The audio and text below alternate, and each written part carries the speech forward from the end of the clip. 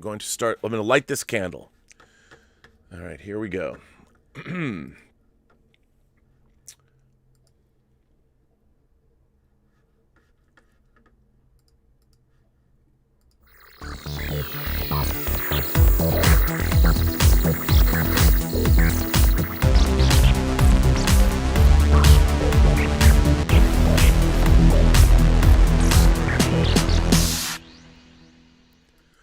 Well, greetings, imagination connoisseurs. Once again, it is I, your Duke of Dope Discourse, your master of fun and wonder, your viceroy of verisimilitude, your sommelier of cinema, and most importantly, your pharaoh of physical media. This is episode 10 of Let's Get Physical Media, but it ain't a show until I bring on my favorite German, Mr. Dieter Bastian, all the way from Saarbrücken, Deutschland.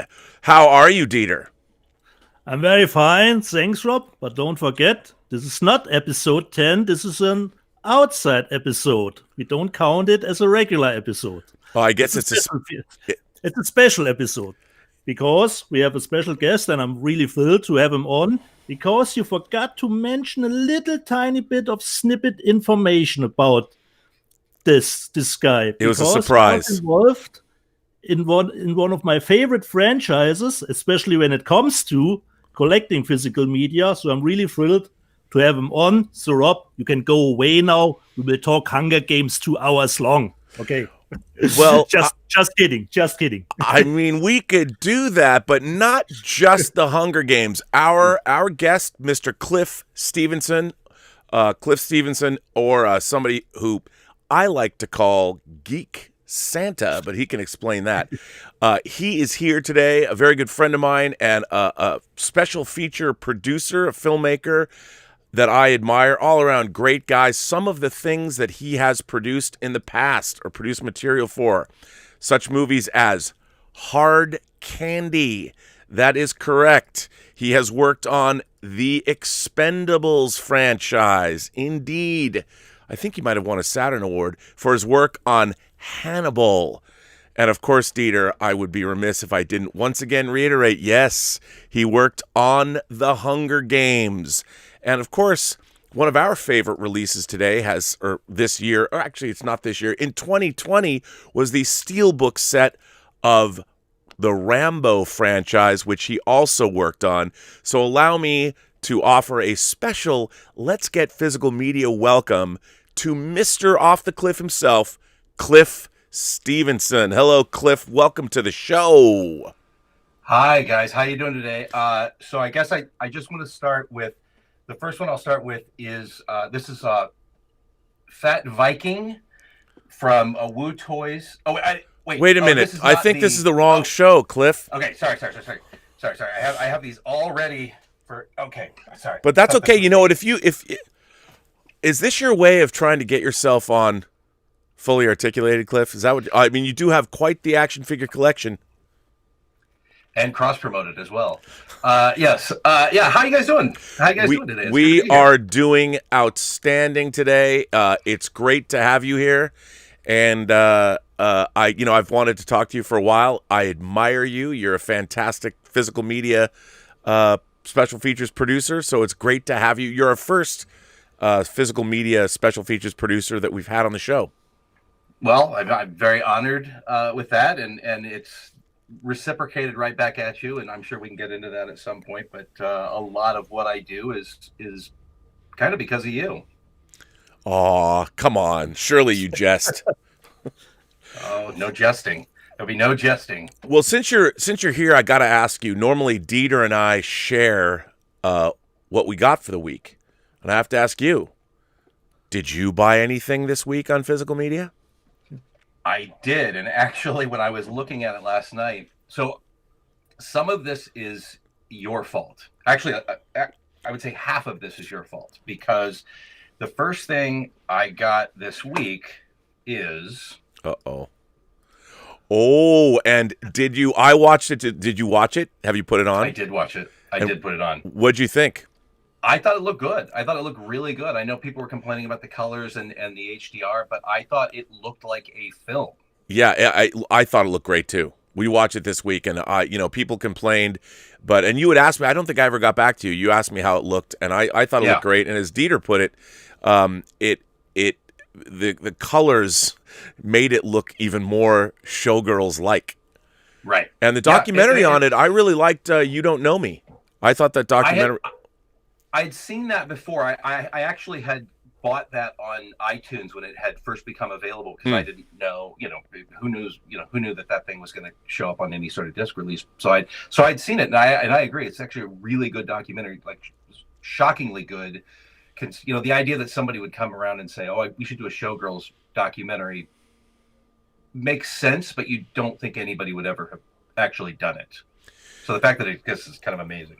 So now are you on the gravy train where you're scouring the world for foreign releases in 4K that we don't get here in the United States? Well, I was already on that train, believe it or not.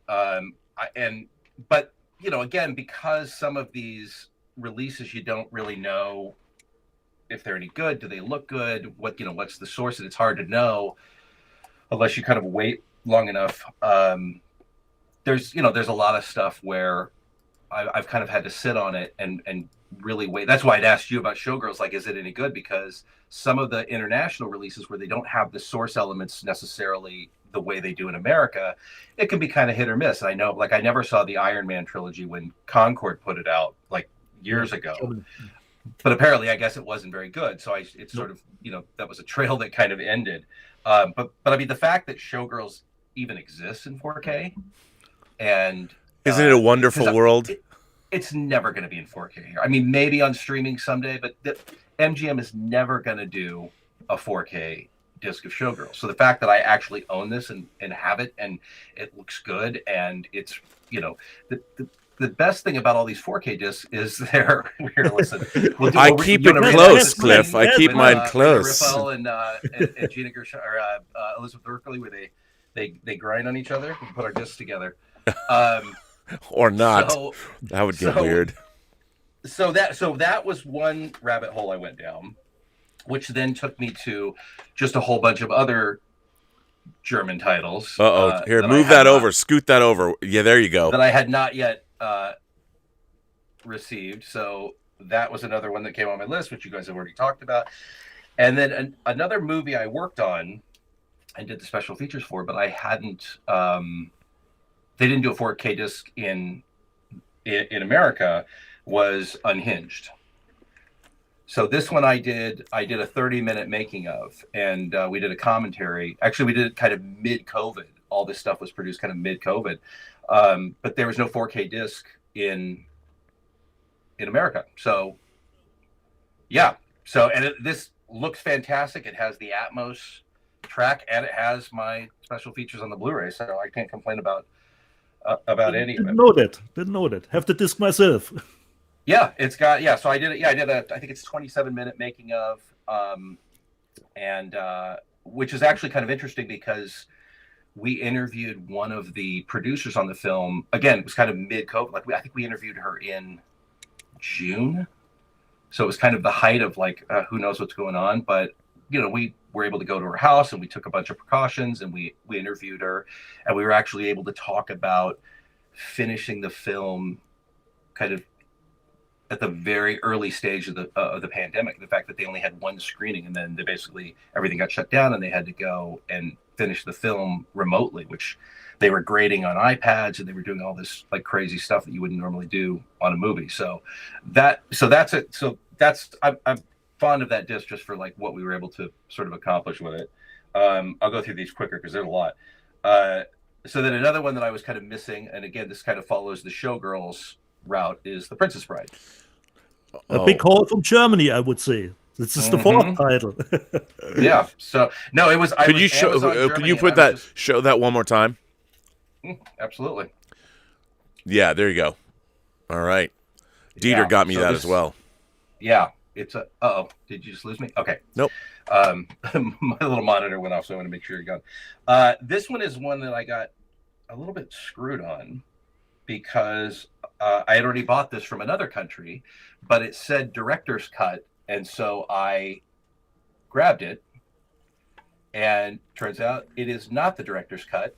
it is the theatrical cut, which I already owned in 4K. So Terminator Salvation from Germany, not the director's cut. I think it's the director's cut on the Blu-ray, but this doesn't come with a Blu-ray. So Amazon Germany's listing was not correct. And then to Australia, we ended up with Last of the Mohicans, which has the theatrical cut, which I'm very, very fond of, and not available anywhere else. So I think it's available in France, but it's certainly not available in America. So this, and, you know, again, doesn't look like something that was probably restored yesterday, but it looks really good. And I'm really happy to have it. And it's got, you know, the stereo track and the 5.1, the whole thing. And then this one is actually domestic, but it's taken me forever to get it. I don't know why, but Cinema Paradiso, which Hey, you know what? Funny. Look what came to this week. This is actually from Arrow. This is the Arrow Academy, and it is a UK disc, but it's available here. So I did. You know, I'd ordered a second one of these, and it just never showed up, and so it came this week. Yeah. So this was one of those that was like really hard to get for a while. Yep. And, because it came out like a couple months ago, and you couldn't get it. It's beautiful, by the way. Yeah. And then the last thing, and I'll just show these as a set because they all showed up as a set, are the imprint titles from Australia. Oh, they're the best. So the December collection, which was Year of the Dragon, At Close Range, Fire in the Sky. See, now I've got too many. Let's see, Fire in the Sky. Wow, you got all of them. Rage. Yeah, well, I got the set because it was just easier than buying them individually. I think it was cheaper than buying them individually.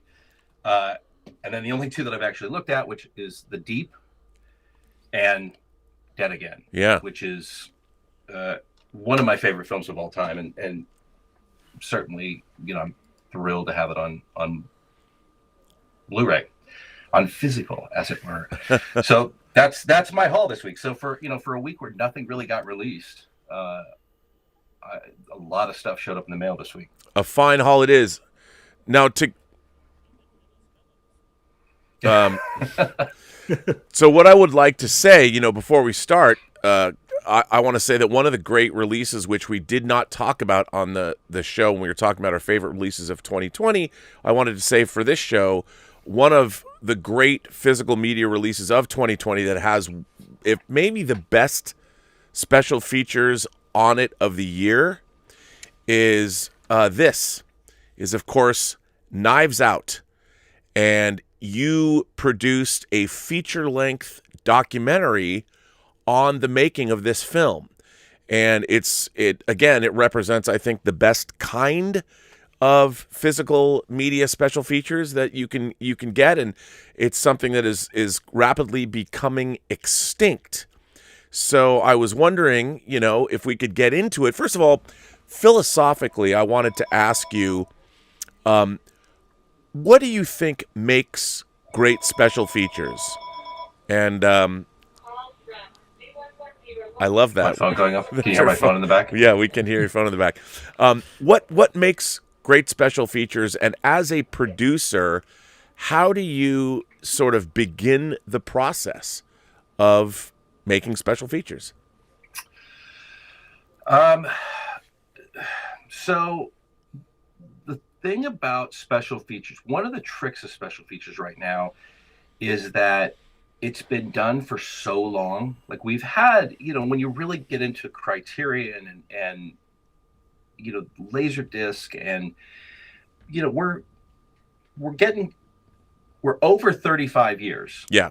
In the special Criterion was 84. Game. King 84. Kong and So Citizen Kane on Laserdisc. We're getting close to the, you know, most people wouldn't believe you if you told them, but you know, we're getting close to the 40-year mark of when we've had legitimate on physical media special features. Yeah.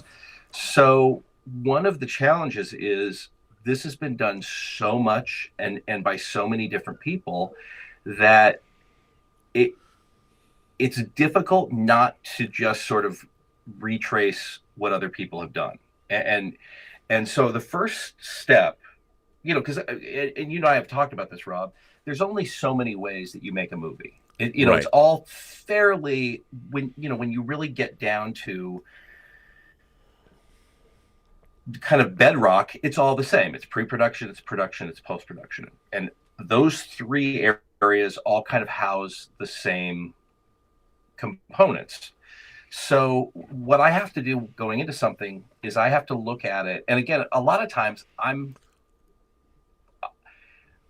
looking at something before it's even done. So I don't necessarily know what the finished product is going to. With Knives Out, I had read the script, but I had not seen the film. And so I have to sort of look at it from the perspective of what is unique or interesting about this specifically. And I have to go and I kind of have to devise, and things are different. So that's why when I'm doing Hannibal, that's a very kind of seasonal,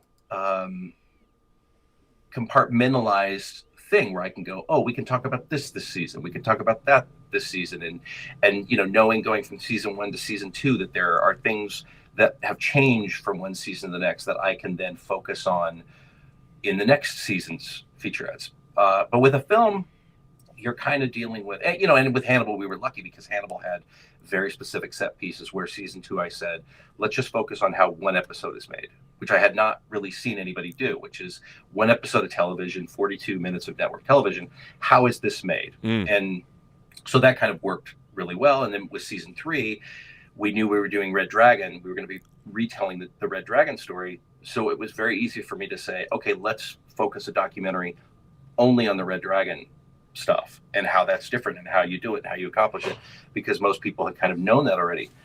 But with Knives Out, I'm reading the script and and a lot of it is also filmmaker dependent. So I know with Rian Johnson, this guy's coming from a Star Wars movie into his own original thing. And he's also, and he and I had talked about it.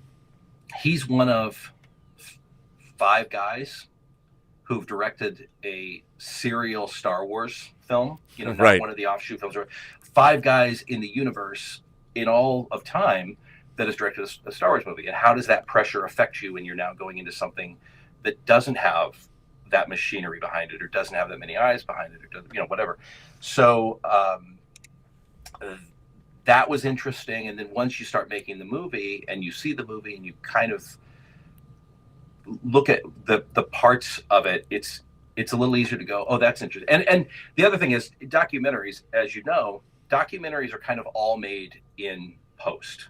They're all made in editing. It's you look at what happened and then you kind of, to some degree, tell the story from there, but you have to have some idea at the start what it's kind of about. Otherwise you won't know what to shoot.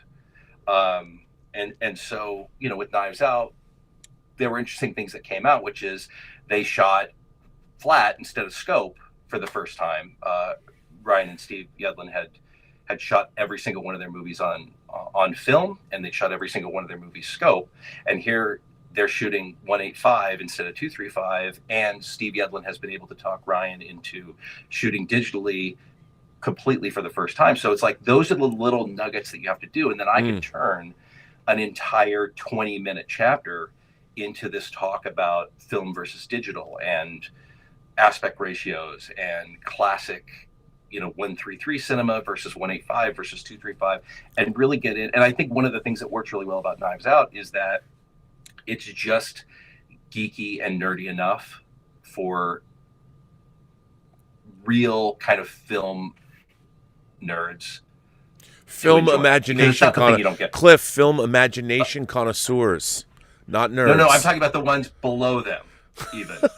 Like they're up here. I'm talking about the ones that are all sprinkled down here. This is not. I would never denigrate an entire group of people in such a way. So it's film dependent, but it's really finding what's interesting about each project and then going at it from there. Well, I think I know that Dieter probably has many questions, but obviously you worked on the Hunger Games franchise as well for Lionsgate, and a 4-film franchise. I mean, that was a big project based on a big literary sensation, great YA series. I mean, hell, I remember reading the first Hunger Games book because Stephen King gave it a good review. And I know that one of the first things that we did on this show was Dieter Bastian, my friend in Saarbrücken, Deutschland, who has a fixation on the Hunger Games physical media releases and probably has the largest collection of Hunger Game physical media releases on the planet Earth. So I'm just going to turn it over to you. Nuts. Just say it, Rob. He is nuts. Okay, you're out of your mind when it comes to the Hunger Games. So I've seen it some, Dieter. I'm going to side with Rob here. I've seen how many Hunger Games releases you've Well, and since your work appears on them, Cliff, I'm just going to turn it over to Dieter.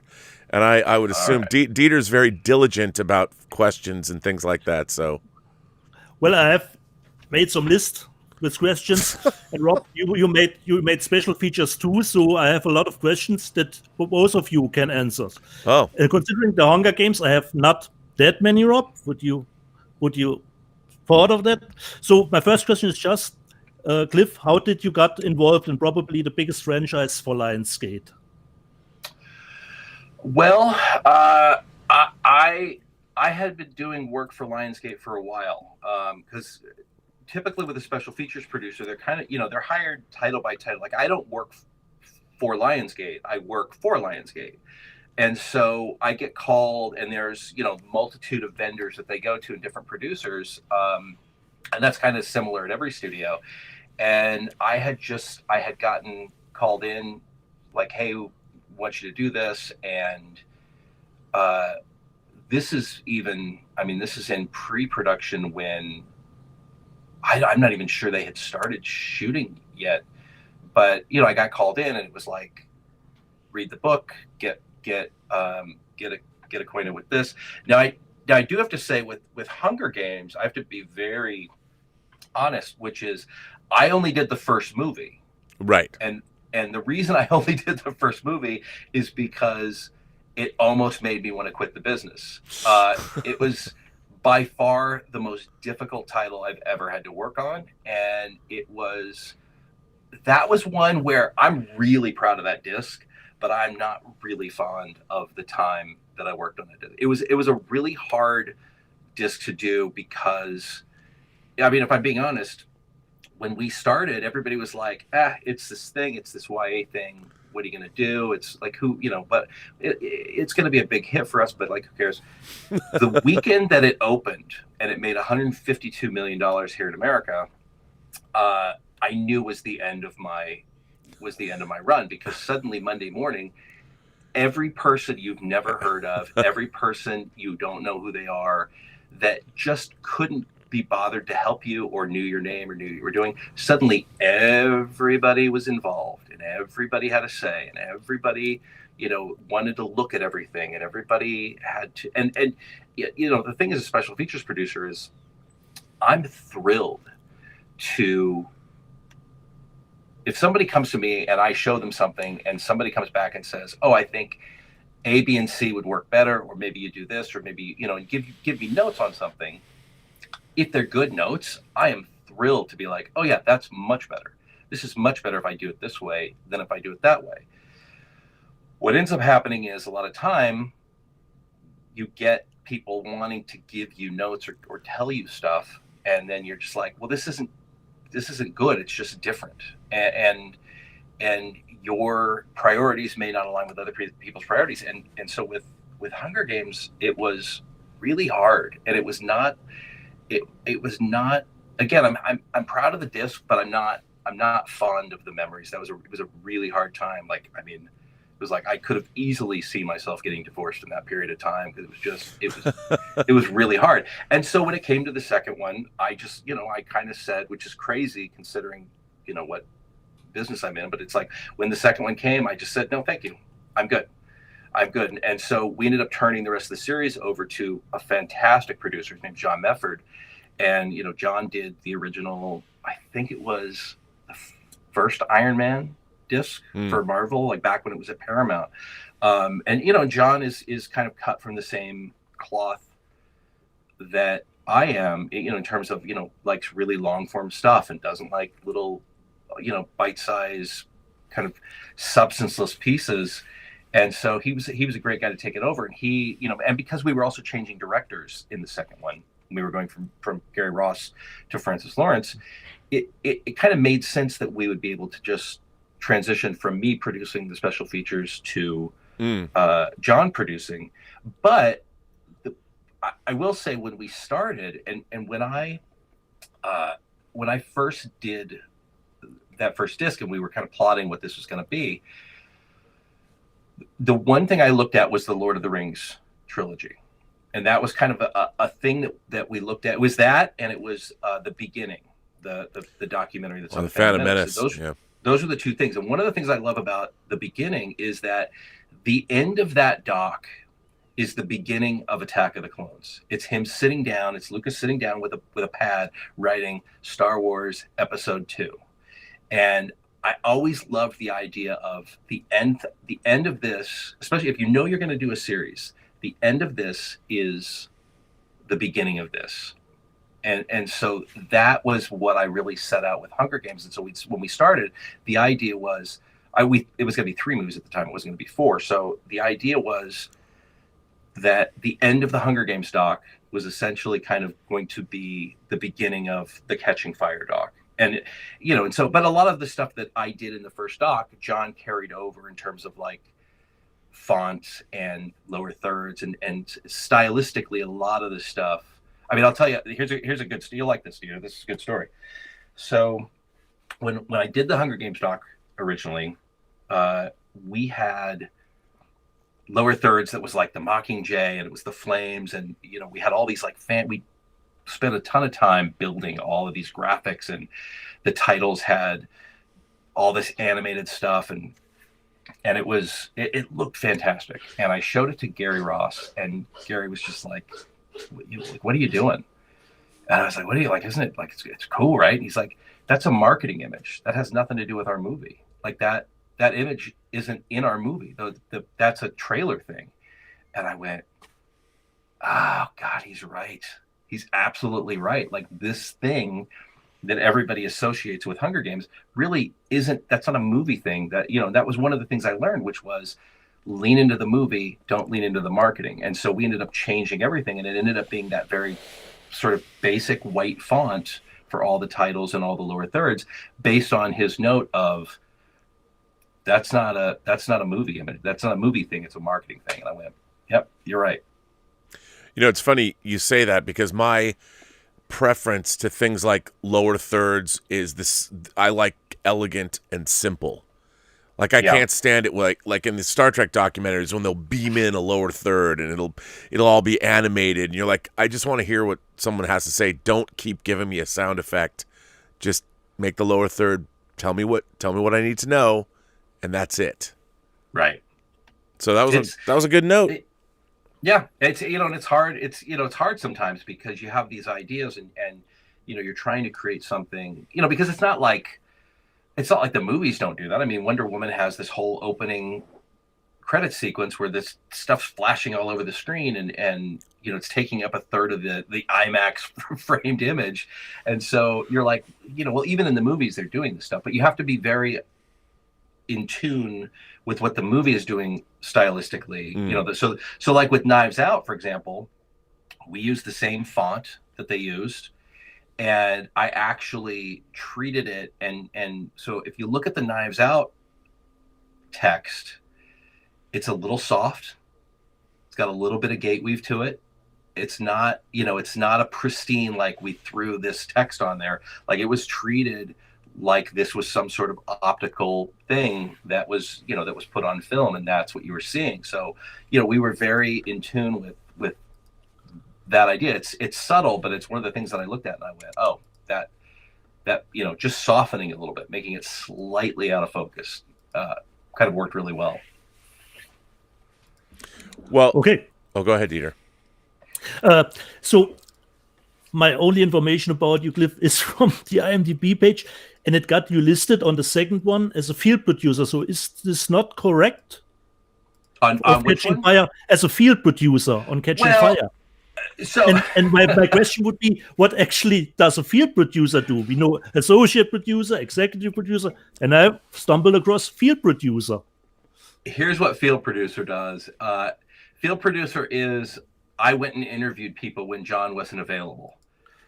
So like John was either out of town or he was on another project or he was doing something else. So like I think on one of them I interviewed Josh Hutchinson just because John wasn't available the day that Josh was. And so, I got called, and it was because the other thing to know about this job is everybody thinks interviewing people is really easy, that you just sit down and you ask a bunch of questions. But there's so much more to a good interview than just I have a list of questions and I'm going to ask those questions to the person across from me. You have to be able to. I've done entire interviews where I haven't written a single question down, and I just go in with a general idea, which is probably really stupid and dangerous to do.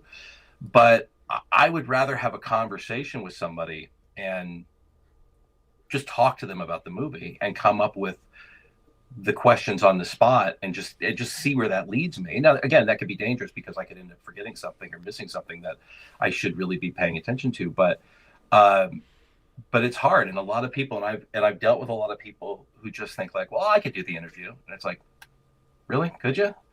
Because I don't know that you can. And I'm so right there with you. Yeah. So with some of these people, it ended up being, really, I'm credited on all 4 discs, but it's just because on the last 3, I got an email like, hey, will you go and interview XYZ? And it kind of worked the other way. I did Angels Fallen, and I was supposed to interview Gerard Butler for Angels Fallen, but the day that the interview was set up, I had tickets to go to the opening of Galaxy's Edge at Disneyland with my son. And I was like, really, this is the day of all the days they're gonna do this one. And so I said, hey, John, will you go do the interview? And he was like, yeah, absolutely. And he went in and took over for me, and I did interviews. So that's really all a field producer is. It's just basically we didn't know what else to call you, so we just called you a field producer because you came in and did one of the extra interviews that we needed. Well, but to speak to that as well, I mean, when field producers, literally you go out into the field, like sometimes you literally go pick up things, whether it's B-roll where you actually go out into the world and shoot things, picking up interviews on location, or doing something where you're literally out in the field. Like for TV news, a field producer's the person that's producing remote shoots or things like that. Right. So right. Definitely. That wasn't this though. I wanted to ask you about interviews because my philosophy of interviews is like I never ask actors like tell me about your character because we've seen the movie. Like we don't need to know that. And I honestly believe that when you're interviewing the stars of something, what people really want to know is they want to get a sense of who these people are as people. And like when I was working on Star Trek, when I sat down with Patrick Stewart, I said, look, I don't want to talk to you about Star Trek. And he kind of laughed, and I said, what do you know about Star Trek? Like, really? If I were to ask you, about Viridian 3, the planet, what could you tell me about it? He's like, probably nothing. Because what do they know? And I said, what people really want and what I'd like to try and do with these interviews is to get a sense of who you are. What did being on Star Trek mean to you? What did it mean in your life? What did it mean to you as a performer? And I wondered if you had sort of a philosophy yourself about how you approach those interviews. Because like you said, I don't usually work with notes either. I'm so familiar with whatever topic that I just sit down and have a conversation with people, which can be dangerous, but I also find that you get better material that way because we're not EPK. We're not trying to sell the movie anymore. It's already been sold. So how do you feel about, like, how do you approach your interview subjects? Well, I think, again, it's a lot like producing the special features overall, which is you have to find the interesting thing. Like, what is interesting about this person in tandem with what you're talking to them about? And now I will say, I have been in situations where, you are doing more kind of EPK work and the studio wants you to be like, who is so-and-so and who do they play? And I'm always kind of arguing against it and saying like, nobody ever uses that.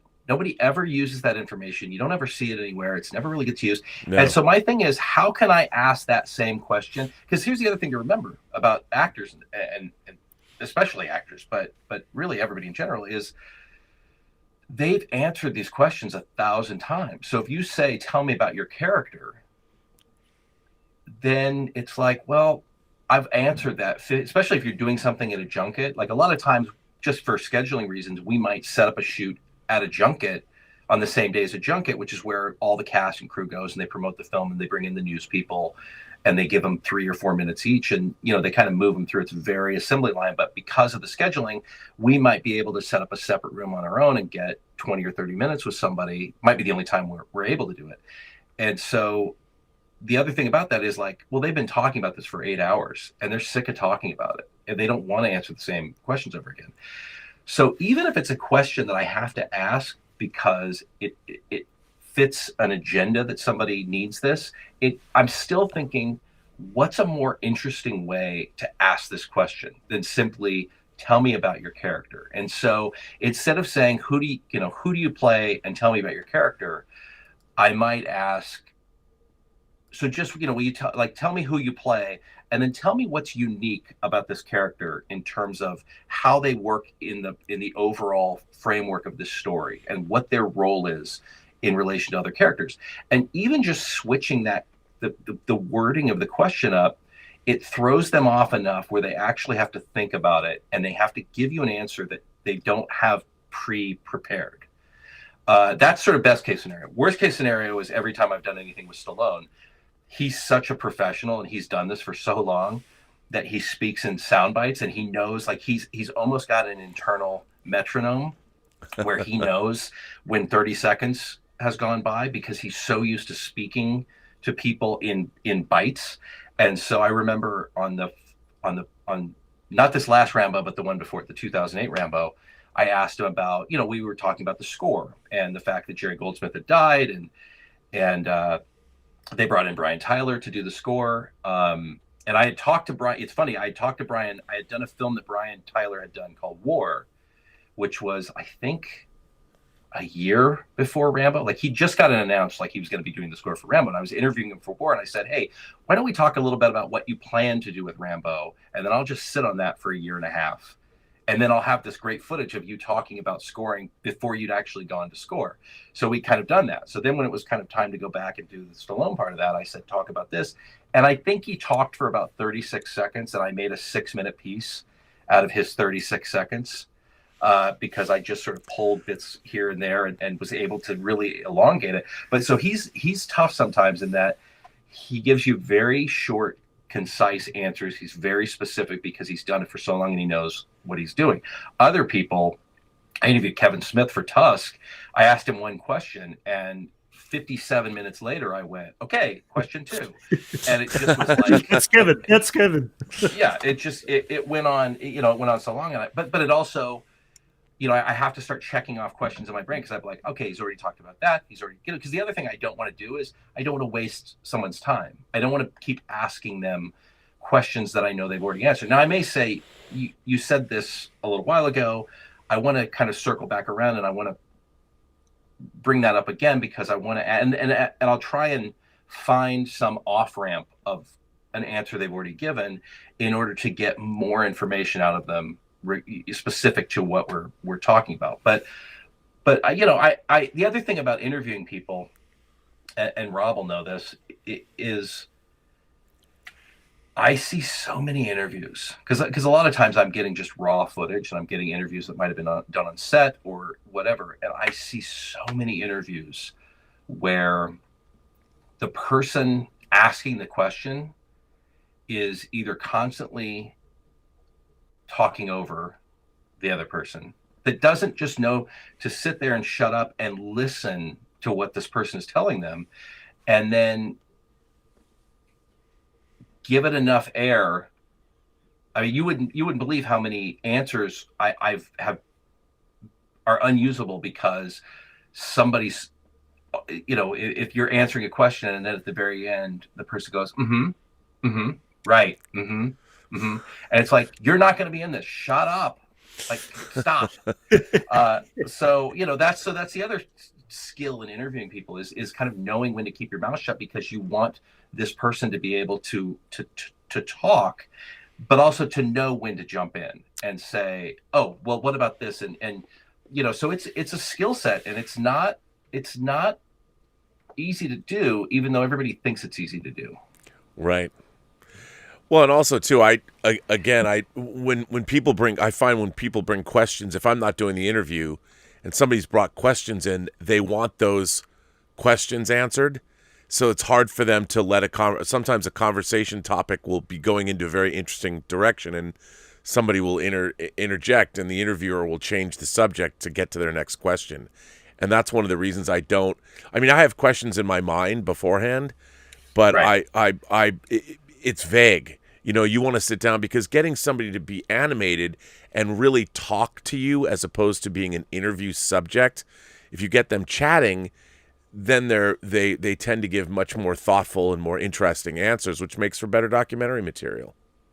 Yeah, I mean, we did. I did Hacksaw Ridge, the Mel Gibson movie, and when we were interviewing Mel, again, it was at a junket, so it was at the end of the day. We had about 35-40 minutes. He was going to go off to do a screening and a Q&A, and so he was our last interview of the day. We'd interviewed the writers. I'd interviewed Andrew Garfield. We'd interviewed pretty much everybody that I needed to interview. He was the last guy, and when he sat in the chair, the first thing I said to him was, all right, now we're going to talk about all the stuff that nobody talked to you about today. And we talked about editing, and we talked about scoring, and we talked about, his stunt guy, who he's worked with since Lethal Weapon, and is now his stunt coordinator. We talked about and from that conversation, he starts telling me, oh yeah, we were going to do, who's the cinematographer for Lord of the Rings? Was it Andrew Lesnie? Lindsay? Yeah, Lesnie. Andrew Lesnie. He was originally going to be the DP for Hacksaw Ridge, and then he died. He passed away. And they were like, all right, well, what are we going to do now? And then James Horner was going to do the score, and then James Horner died. And they were like, how are you ever going to get, you've now lost 2 department heads before we've really started shooting anything. And they were like, we don't, how are you going to do that? That's not going to come up in a junket. That's not going to come up when you're talking to somebody.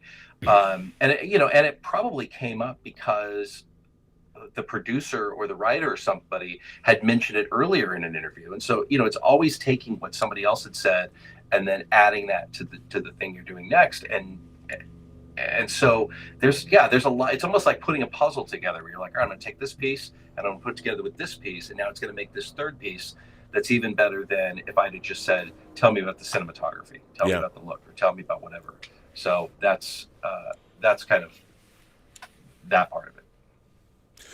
Well, Dieter, you must have, I didn't mean to cut you off. No.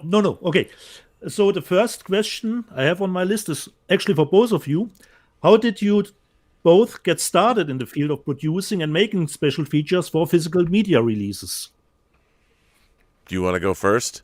No, you start, because you were first. Well, the first time I ever did a special feature was I was working for Full Moon Entertainment, and I was in the promotions department, and I was working. Full Moon had these Video Zone magazines that they would include on their movies, because the movies were usually 90 minutes or less, and to fill out a 2-hour videotape, we did the Video Zone magazine. So I actually did a documentary about a movie called Spirit of the Night, or as other people might know it as Huntress. And I was doing that in about 93. It was after I worked on Arcade. And I was working with Dave Parker, the director of Hills Run Red. And so that was the first thing that I did. And then on my own movie, Free Enterprise, my friend Jeff Goldsmith shot some behind-the-scenes stuff, so I put that together. But it wasn't until my friend Michael Pellerin, who produced the Lord of the Rings discs, he called me up, out of the blue, and I was working at NBC. I'd made Free Enterprise, and he calls me up and goes, hey, man, now he had been making special features for Laserdiscs, and they worked pretty much exclusively for Disney, those big white box sets, that Tron documentary, that it didn't have the documentary, but the Tron disc, they were those white special editions with the foil covers, really nice. He was doing that, and he said, hey, man, he just called me out of the blue, and he said, we're working on Fantasia, and I'd like you to, if you want to come do something on it. And I'm like, are you kidding? And it was a box set called the Fantasia Anthology, and it was Fantasia and Fantasia 2000. And I was working at NBC. I was a producer editor of promos, and I had been working on the Olympics, and then they kicked me upstairs to work on primetime promos, broadcast promos.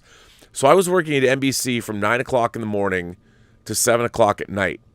And I would drive from Burbank into Hollywood to their office, and I would work from like 8 o'clock at night till 4 in the morning, then go to sleep for 4.5 hours. And I like did that all summer. And I worked on Fantasia. And it was, to me, that was the first real special feature that I did. And then I went to work, eventually worked for him full time. And that's when I was working on, I made the Tron documentary, and I made, I worked on Snow White, and I worked on the Lord of the Rings discs. And then I got a call from MGM. Hey, we're doing The Usual Suspects. We hear you know Bryan Singer. If you can get Bryan, you can produce the disc. And I'm like, okay. And then I said to Michael, I go, hey, man, they want me to do this. Can I bring Usual Suspects in here? And he's like, no, we're too busy. And I said, well, this is in 2002. And I said, I got to do this. And he goes, why don't you start your own company? And I'm like, wait, you want me to start my own DVD production company and work for you?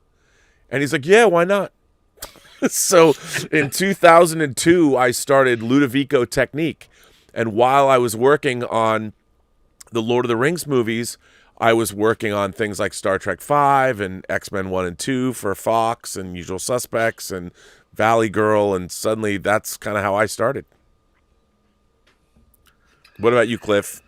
Well, so in '99, I was writing for one of the earliest DVD websites, DVDfile.com, and I was doing disc reviews with Pete Brackey. And so, by the way, Pete Brackey wrote the great Crystal Lake Memories book. Yes, yeah, on the whole history of the front. All over those Shout Factory features in the commentaries. So yeah, he was really involved in all that stuff. And so, you know, he had the site. I ended up kind of doing reviews for the site. And then at a certain point, I want to say 2002, DVD File had gotten bought by, I don't know, Interactive or some other company had bought them. And so I wasn't going to be continuing with them. They weren't going to continue with me.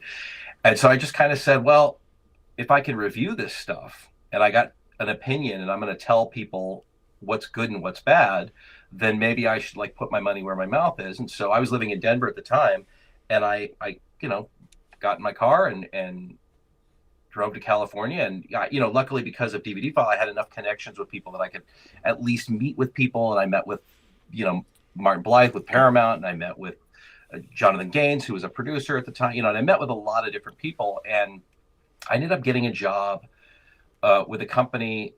At the time, they were called Stream, or I don't know what they were called at the time. They went through a couple of different names, but the guy who was kind of in charge was Morgan Hawley. And Morgan Hawley's family started Criterion in the 80s.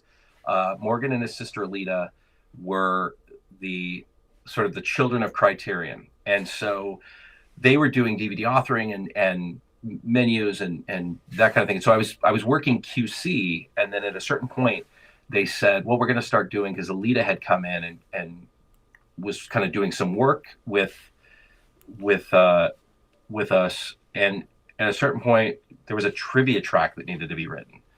And I said, well, I'll write a trivia track. Sure. And so I was, you know, so eager to do it. And so I wrote the trivia track, and then that turned into, oh, well, now we're going to do this thing. And then I sort of, at a certain point, we got The Simpsons from Fox. So we were doing, I want to say season 3.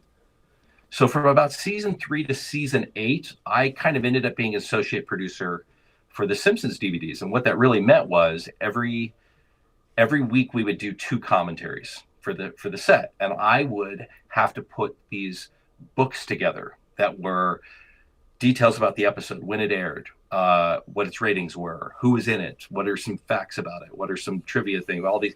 And it would be like a 10 or 11 page book, and I would put images and things like that, and we would send them out to whoever was going to be doing the commentary for that week. And it would literally take me a whole week to do 2 of these books, and I would be printing them out at the last minute. And so that was a couple of years, and then at a certain point, I got called to say, "Hey, we want to do this title. Can you handle it?" It was Stir of Echoes, and so I got to I interviewed Richard Matheson at his home while he was still alive, and we interviewed Illeon Douglas, and so that was kind of my first title that I had any sort of like ownership over, and then from there, did LA Story, and then at a certain point, I was working on. It might have either been the restaurant comedy Waiting, or it was LA Story, but they kept like getting on me about like, well, what are your margins? What are your margins? We need 50% margins. So if you have a budget of $30,000, we only want you spending $15,000 on the special features. And I was like, oh, it's LA Story, and I'll tell you why I know that, because I just remembered. So they were kind of going on about the money issue, and I was like, well, they're paying us to produce this stuff. So like, if I need a little extra, I should be allowed to spend that, because, and they were just like, nope, these are the margins, and we need this. And what had happened was, it was the 15th anniversary of LA Story, and I love that movie. And I was like, kind of fought for like, I really want to do that. And one of the things that we did for LA Story was we did an interactive map that was called the LA of LA Story. And we went around with the production designer to different locations from the film. And, so we went out to where the sign was buried, which is out on Burbank and just off of Havenhurst. And, it's not a freeway. It's Burbank Boulevard. Right. And, we've done all this great stuff. And then I get a call and somebody says, oh, so-and-so who used to work for Lionsgate, which it was Artisan at the time, I think. That was Lionsgate.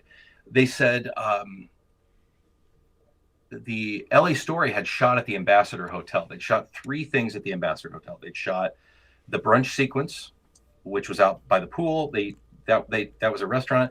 They had shot Lidio, the posh French restaurant, was actually in their coffee shop, and then they had converted the ballroom into a soundstage for the hotel scenes.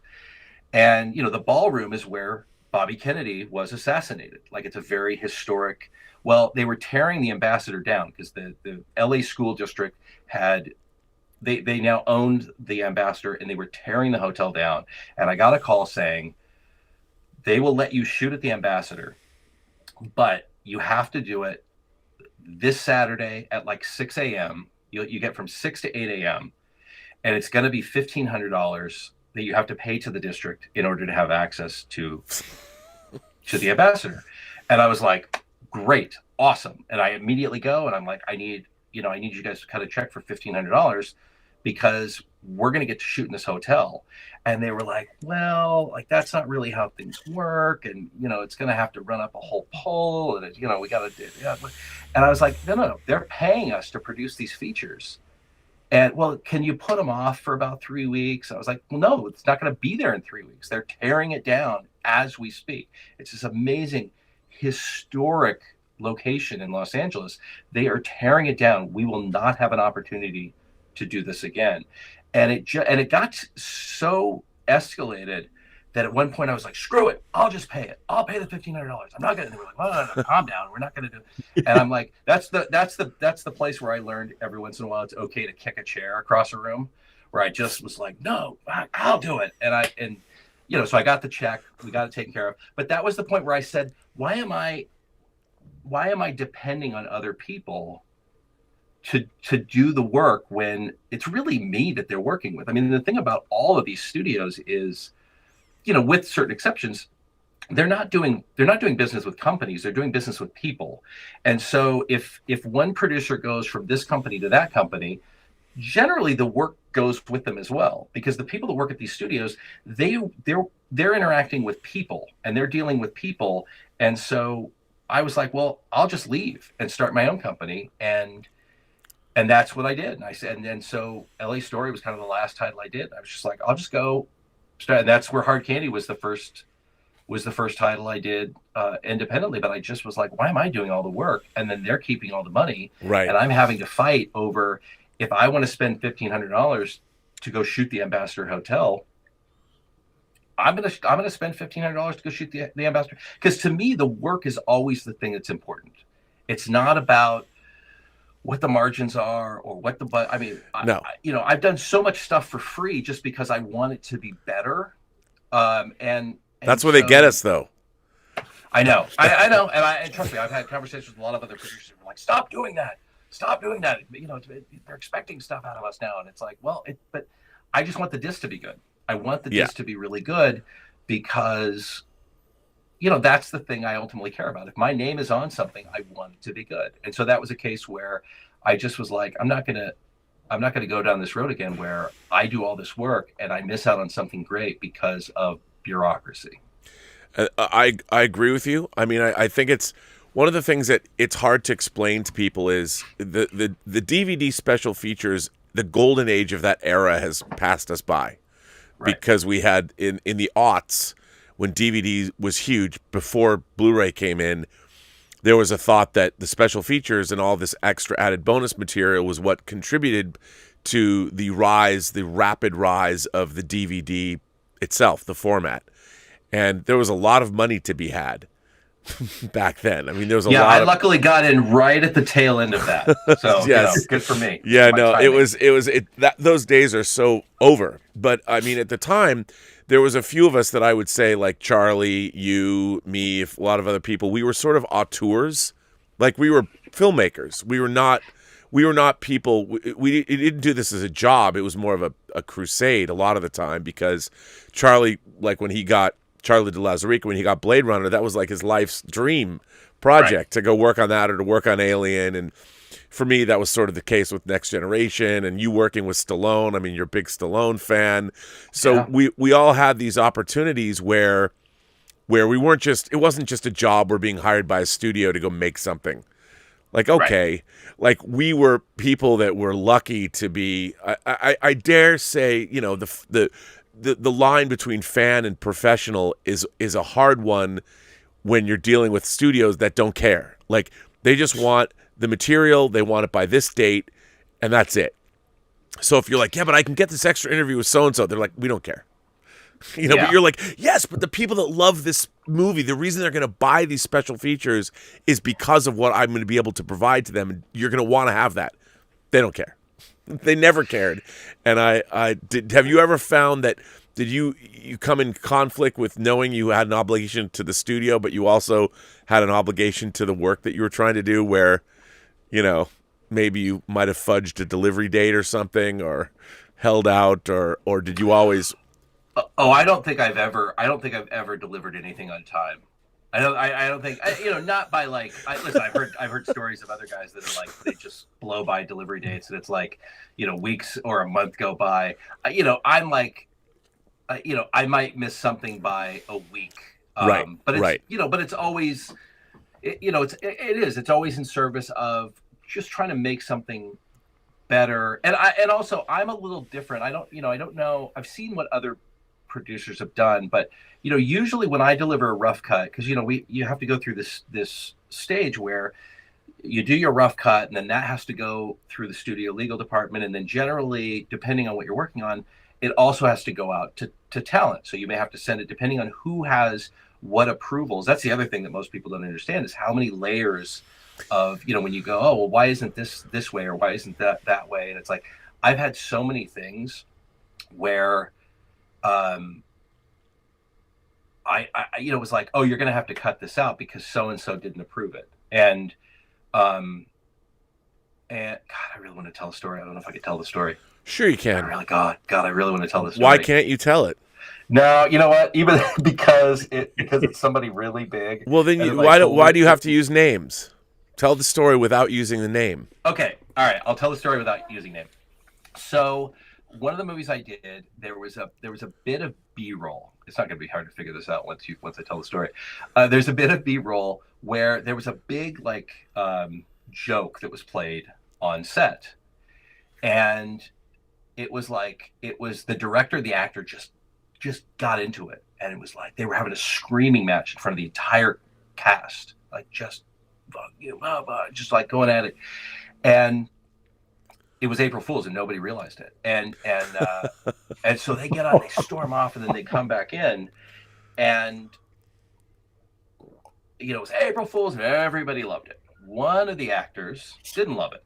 didn't think it was funny, didn't like, was not amused by it. And so, we have the whole cast talking about this great prank and this great thing. And then, we got the note back and it was like, oh, you can't include the footage because they don't want to approve it. And I was like, oh God, but it's such great, and everybody's like talking about how great it was, how funny it was, and I just was like, can we blur his face? And they were like, yeah, I guess. I mean, okay.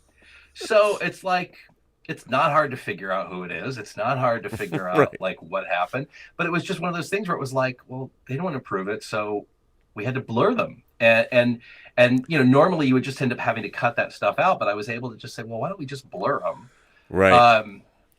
Even though it's, you'll know immediately who it is. And even after it came out, people were like, why is he blurred? It's like, well, he's blurred because it didn't get approved. And it wasn't, we didn't do it to be malicious. We did it because this was really good content that everybody really liked.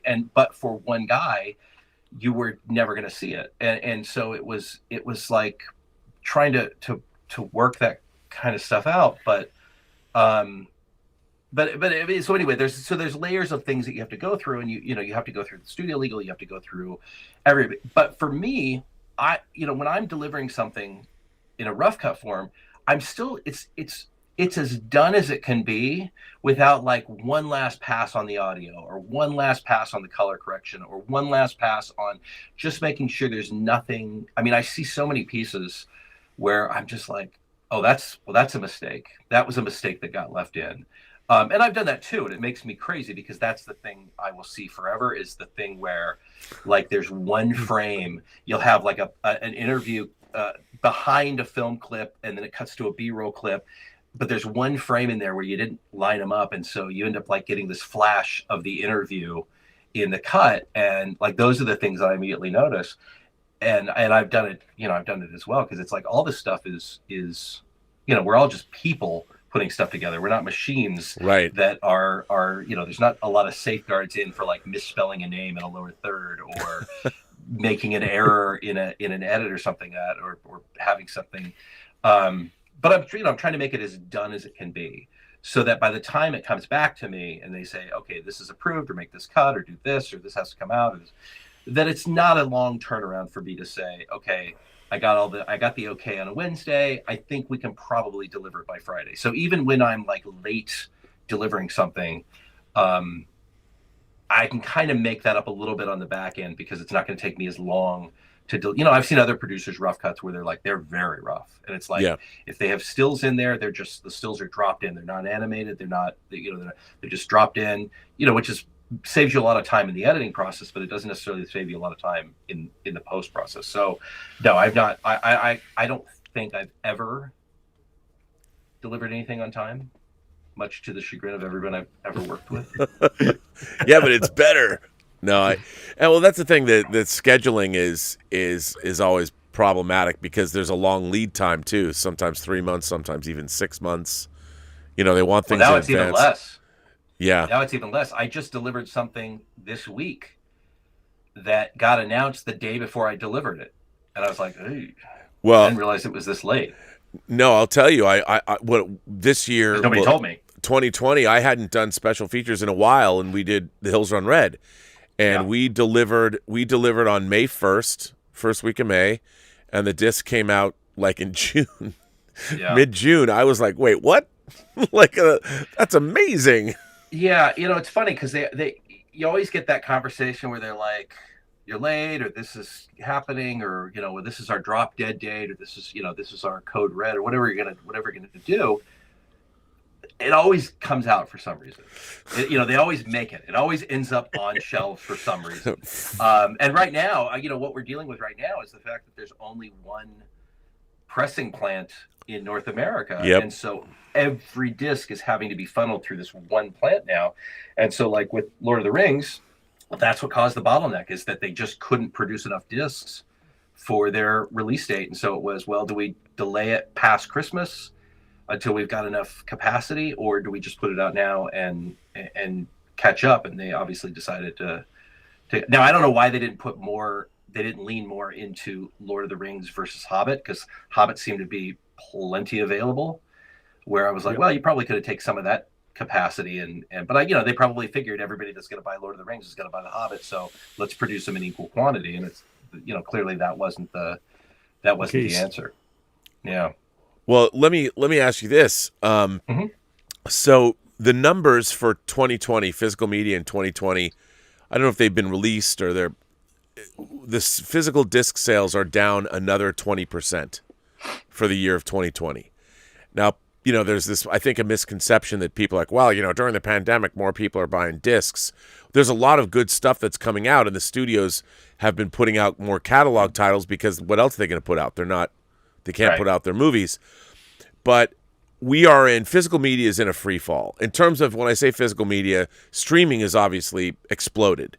But buying discs, I will always be buying my Showgirls, especially with these German media books that Dieter so graciously provides me with. I don't want those to go away anytime soon, but the writing is on the wall, and physical media is kind of going away. Do you see yourself transitioning out of being a special features producer? Are you going to get off the sinking ship? No, I'm not. Here's the thing. For the last 5 years, every year for the last 5 years, I've gone, well, this is it. This is the last year. This is where we're we're at the end of the line. And every year I have either worked as much or possibly worked more than I did the year before, because for special features, even though physical media has been on a decline, all of that stuff has now transferred over into iTunes, into Vudu, into special. iTunes wants stuff. They want special features, and we're also kind of being positioned now to where with HBO Max, they have an extras tab now, and Disney Plus has an extras tab. I mean, geez, the Disney Plus has this amazing documentary on Frozen 2 that I think is like 6 hours long. And so, from a special features perspective, there's always going to be a place where this content can live. Right. The problem with physical media, as I see it, is, and having come out of 2020, I would put theaters in the same pile as the physical media, which is this idea that streaming has become so prevalent that it has made movies kind of ubiquitous, that there's nothing special about them anymore. There's nothing, if you have access to everything, none of it has any meaning. Right. And we've all gone through, I don't think anybody could deny, you've gone through Netflix and you spend 10 times as long looking for something to watch as you do actually watching something. And even when you find something, you're not necessarily committed to it. Where before, when you had to go to a Blockbuster, you had to go to whatever your local video place was, you had to look around and you had to commit to something and go, this is the thing that I'm going to watch, and I'm going to bring it home, and I have 48 hours to watch it, and then I'm going to bring it back. And now with all of the streaming assets and all the different sites that have come around, and this is why this is the way I feel about movie theaters as well, which is when you have to actually get out of your house and you have to go to a movie theater, there's a reason you enjoy that experience. It's because you've committed to it. And so physical media I view kind of like the movie theater, which is, it is this experience that you have to commit to. You have to buy the disc, you have to get up off your shelf, get the disc off your shelf, you have to put it in your player, and you have to commit to, that's what I'm watching. And it kind of makes that experience a little more special than just, I'm going to flick through a user, a UI, and I'm going to land on something. I mean, it's almost like the chat roulette of home video, where you're just like, well, I might as well just spin a wheel and whatever comes up is the thing that I watch. And so I've been advocating for a while that, I would rather see the studios go back into, and this gets me in a lot of trouble with people because they feel they don't like it. I would rather see the studios go back into a Laserdisc type model where you're producing less copies of things for a higher price. I would rather pay $50 for Cinema Paradiso on disc, and maybe they only make 1,000 of them, then trying to do some wide Walmart release that's never going to sell, and you're trying to push these things out at $5 a copy, because you're never going to do that. So I've been advocating for a while of like, start aiming your sights a little higher. Start going towards a higher end market. These media books are great. You know, it's exactly that kind of thing that you're like, this is what we're advocating for. We're advocating for steel books. We're advocating for things that are collectible, and make this format collectible. I mean, it's like, this sits these are all over my wall, but I'll show you, like, this is what I have decorating my office. That's the Laserdisc. This is the Laserdisc. Like, just the idea that this exists, and I love looking at it, and I love looking at the packaging, and I love. That's a great frame. Where'd you get that frame? Probably Amazon. I mean, they're just like they're like album frames, right? But I have those things everywhere because I just love looking at them. I love looking at physical media. I love using physical media. To me, it's a special thing, and but don't you're never gonna get that from streaming. But don't you think it's like, what's really interesting to me is since I've been doing, Dieter and I have been doing this show, I've noticed there's a lot of younger people who are getting into collecting physical media. Kind of like there was a Laserdisc group, and to me, collecting Laserdiscs is fine if you want to collect them, and I have no problem with that. But what I can't stand is I don't want to watch NTSC video anymore. You couldn't pay me. No. You couldn't pay me enough. And I think what's I like the fact that people go back and for me, doing the show with Dieter, because he's been able to get me foreign releases I didn't even know existed. Right. It sort of reignited my interest in, like, I would buy things I liked, but it wasn't fun for me. And since I've met Dieter over one of the things out of COVID, I've become enthusiastic again because I have somebody to share this enthusiasm with. Before I'd get discs and nobody cares. It's like I would care, but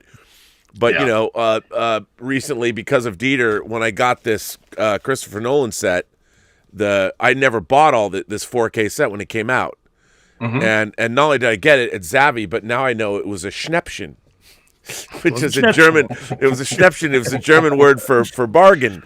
So it's just fun to get involved in these things. And it's not that I didn't like physical media. I've liked physical media for 40 years, but you get it, and it wasn't fun for me, and now it's become fun for me again. It's fun to talk about it and show the things you get and find these things all over the world.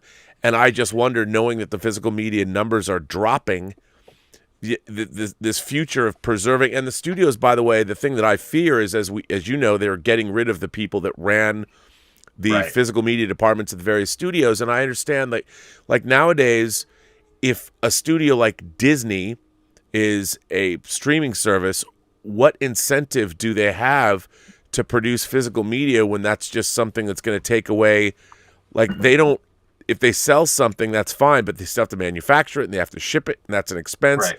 When really what they really want is to put a new movie up on their streaming service and get more subscribers. That's all that they're interested in. So eventually, I had a conversation with a studio marketing person 10 or 11 years ago. I don't know, and iTunes was just starting to sort of be a thing where they were, starting to put digital copies, and, it was, the numbers were still, physical was here and, digital was here. But I said to them, I asked her, I said, once you get somebody to buy this movie on iTunes, once you get them to buy it digitally, how do you ever get them to buy it again? And she was like, well, I don't understand. And I said, well, that's a problem that you don't understand that, because one of the things that these studios have been able to rely on is their catalog. And it's like, Die Hard was not a particularly successful movie. It made about $88 million in 1988. The reason that Die Hard is so successful is it did very well on video. It spawned 5 sequels that all, to varying degrees, did very well.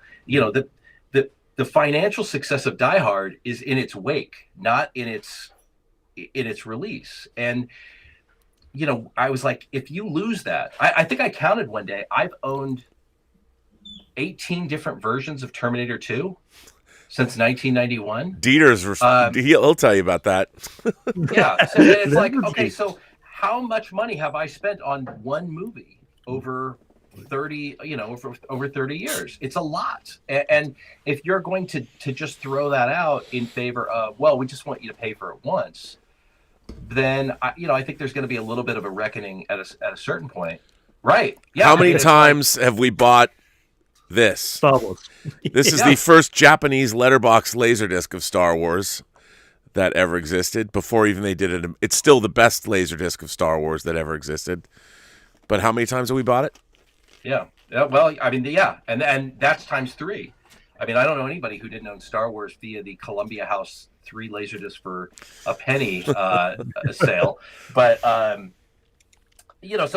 but with the subscription model, I think that is the part where they maybe have solved that problem, which is, well, how do we get you to pay for that movie again? Well, we'll just get you to pay every month for that movie. Now, I will say I'm disappointed in Disney Plus in that we're a year plus since the launch, and to date, I don't know that there's any films on their service that they have upgraded to 4K in that time. They've added movies that are new to the service in 4K, but I was like, where's Nightmare Before Christmas in 4K? Where is you have a lot of movies and all you focused on is the Pixar, the recent Disney animation stuff, and Marvel and Star Wars. And so to me, I'm kind of like, that was your chance to hook me. And so they haven't even done it on the streaming side where, at least with Mulan, we got a disc release in 4K. We got a disc release of the animated version in 4K. And so, I think that there's still a market to be had for supplementing some of these costs that because obviously with the straight streaming stuff, they're not doing anything with it. And they're just letting these titles exist. But it was like, yeah, I wanted to see Nightmare Before Christmas in 4K. Why didn't you do it this Halloween? It would have been a perfect thing to do and promote. But why spend money? That's the other part of this is why spend money if you don't have to? Why upgrade these titles to 4K if people are still paying the $7 a month? At least with a disc, there's a reason to do it. At least with a physical media release, there's a reason to put a little bit of money into it because you're going to get something in return. It's just a matter of how much of that is there. What do you think, Dieter? Yeah, definitely. But what can you do? Disney likes the new stuff more, it seems. Why? But I think that's the fear. It's the legacy of the 20th century's history of cinema, and I've often made the point that I've always often said on my own show that it's like a 20-year pop culture has like a 20-year shelf life before it starts to decay, and then it eventually won't be here anymore. And I think that as the years go by, especially with modern, in our post-social media generation, there's always going to be people that discover things that are old. But even as we've been doing our show, whining about movies, when you go look at older films, I can see how older movies become less and less and less relevant to modern generations because it's unless you're educated as to what you're watching. It is hard to go back and watch films. It's almost as if you're watching something sometimes it feels like you're looking at something it's from a different planet almost because right. It's so different. And I do worry that, the rich cinematic legacy of Hollywood, especially from 1950 and before, will eventually, who's going to care? How is that going to be preserved? Will the studios spend the money anymore? And that would be a shame if they don't. But on the other hand, if no one's interested in buying them, why? We're a company. We're here to make money. We're not preservationists. We're not artists. We're a company. Now we're Warner Brothers is AT&T. We've built our infrastructure. Now we want to stream all this material through it. And if it doesn't fit our agenda, what do we need it for? So, yeah, I mean, and a lot of that stuff has now turned into, look, for as much as I'm sort of loathing all the, the Disney live action remakes and things that they do, at least in some way, it's keeping their catalog alive. And so when you get some of these things, and somebody explained it in a way that I hadn't really thought about it before, which is, back in way back, Disney would release Pinocchio, and then 7 to 10 years later they would release Pinocchio again, and then then in the 80s, when they decided to sort of move into VHS and release these classic films on VHS, they kind of lost that market. They lost the market of, well, we can't put Pinocchio back in theaters because everybody owns it on VHS, and now they own it on DVD, and now they own it on Blu-ray. So these live action versions, a live action version of Pinocchio with Tom Hanks is now the theatrical re-release that they are no longer allowed to do with the animated version. I was like, oh, well, that I can sort of get on board with that, because you've taken this thing because of you put it in this other basket, and so that I kind of understand now. But yeah, I mean, there's a century of film that we're dealing with, and it might just be because with Blu-ray there's still tons of titles we never got. So it might be that DVD was the last hurrah for a lot of these films, barring a Criterion channel or the TCM. But even that on HBO Max, it's kind of the same 50 films that, whether it's Citizen Kane, whether it's All About Eve, it's all of those same films that everybody's heard of. I mean, I think was last year the 80th anniversary of Wizard of Oz, I believe, and Gone with the Wind. So we got a 4K of Wizard of Oz. I'm surprised we didn't get a 4K of Gone with the Wind, just because it's one of those evergreen perennial titles. It's canceled, man. Gone with the Wind's problematic. It got canceled. Our culture can't handle it anymore. That we have a past, so let's get rid of that movie. Yeah, but that's that's the other part is it does give you a chance to sort of discuss these in a way that I think you couldn't do 30 years ago when you did the 50th anniversary of Gone with the Wind. It was like, all right, well, it wasn't as big an issue to people. It certainly was not on people's sites. And so with with these markers, I think come new opportunities to do some of these things. And as far as physical, I think with physical media, again, the studios to some degree, because they're not being run by film fans anymore, they're being run by accountants and marketing people and people that are just looking at raw numbers. Right. And the problem with that is that then you are only looking at, okay, well, what's the thing that's going to sell, not what is the thing that's most important, or what is the thing. And I think what they've lost sighted is that kind of high-end market of like, well, I want this thing and it may not be popular, but I want it and I'll pay more for it to get it.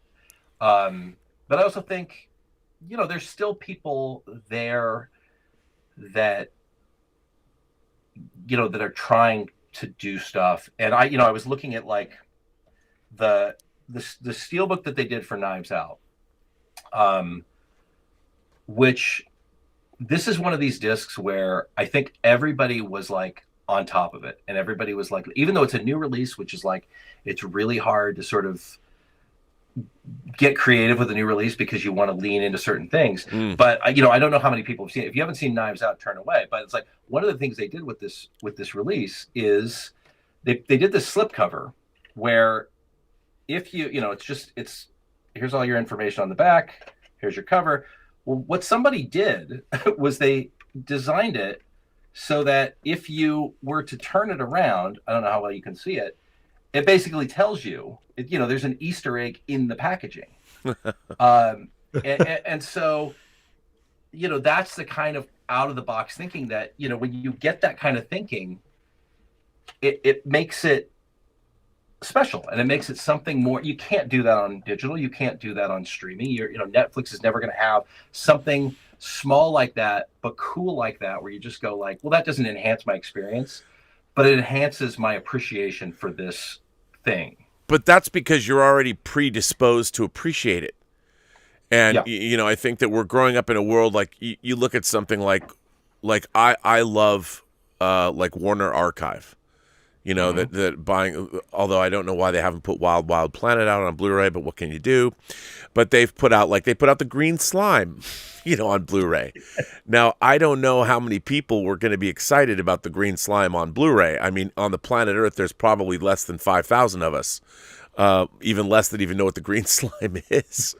But the fact that they did it was amazing. But I know now the attitude at the studios is going to be, well, I don't if that kid wants the green slime, he's going to come watch it on our streaming service and pay his monthly subscription fee like everybody else.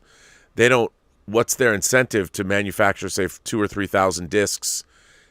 How does a studio even? It's a drop in the bucket. Whatever profit they're going to make is going to get eaten up somewhere else. So why bother? Right. There's no incentive, and that's the catch-22 of this is that streaming ultimately becomes a way.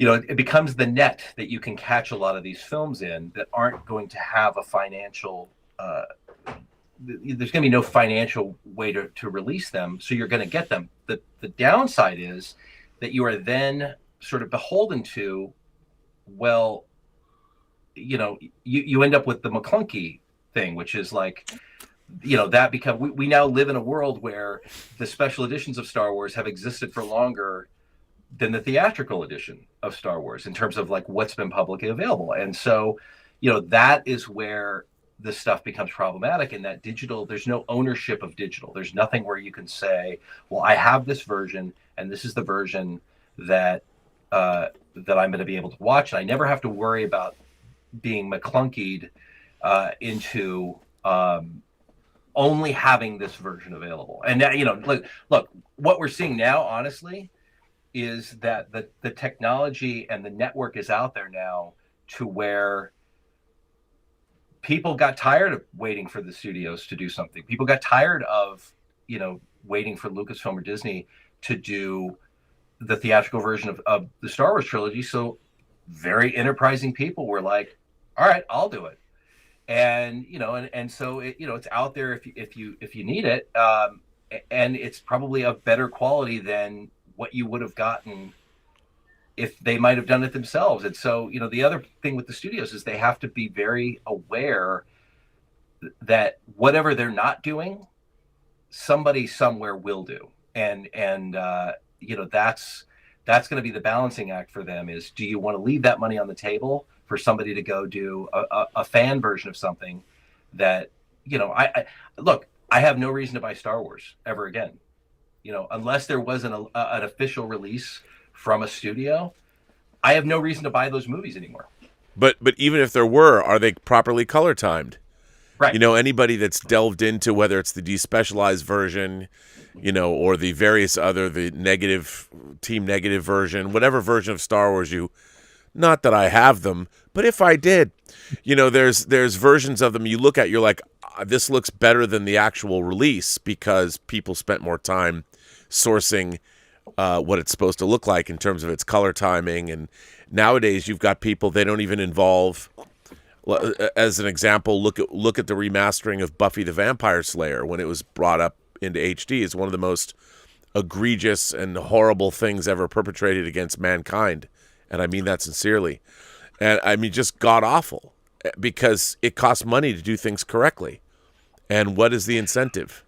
Well, and it doesn't just cost money to do things correctly. It takes people that know what they're doing. Yes. And I had this ready because I was gonna take a little bit of umbrage with something you guys said on last week's show, which was you were talking about kind of cover artwork and not being that not being that bothered by various covers and whatever. And it just reminded me, I was like, so this, we've all seen this, right? Yeah. Coming to America. Great poster. Drew Struzan, one of the classic artists of illustrated film posters. So then you get this, and I'm like, well, what marketing person thought, I know how to make Drew Struzan better? I know how to do a better thing than Drew fucking Struzan. Yeah, but they've been screwing him over for years now. Right, but it's like, I mean, just from the simple things of like, well, we'll flip him around. It's like, okay, well, why?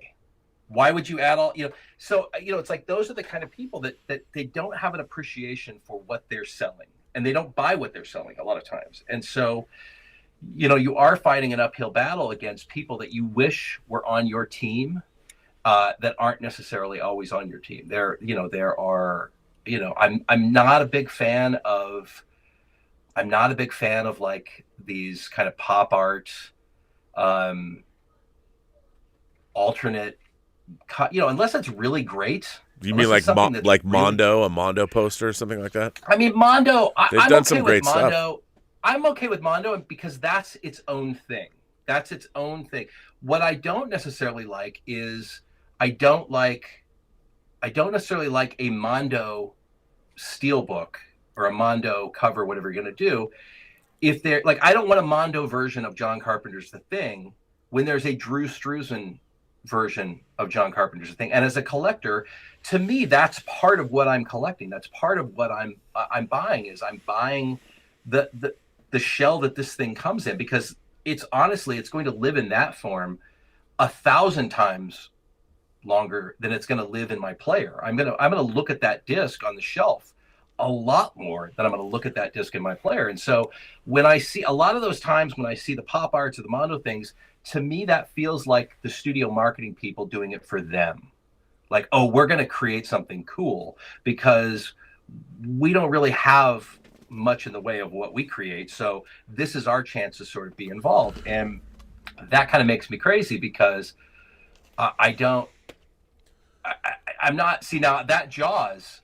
Well, yeah, I was going to say, like, I've been buying, I'm not a steelbook collector, but, I was I get these outer sleeves for my steelbooks. Yeah. So I was doing it last night, and I was just, like, looking like, oh, okay. Like, this is not the Jaws artwork that we know and love, but I do love this design of this steelbook with the girl on one side. I think they did a great job.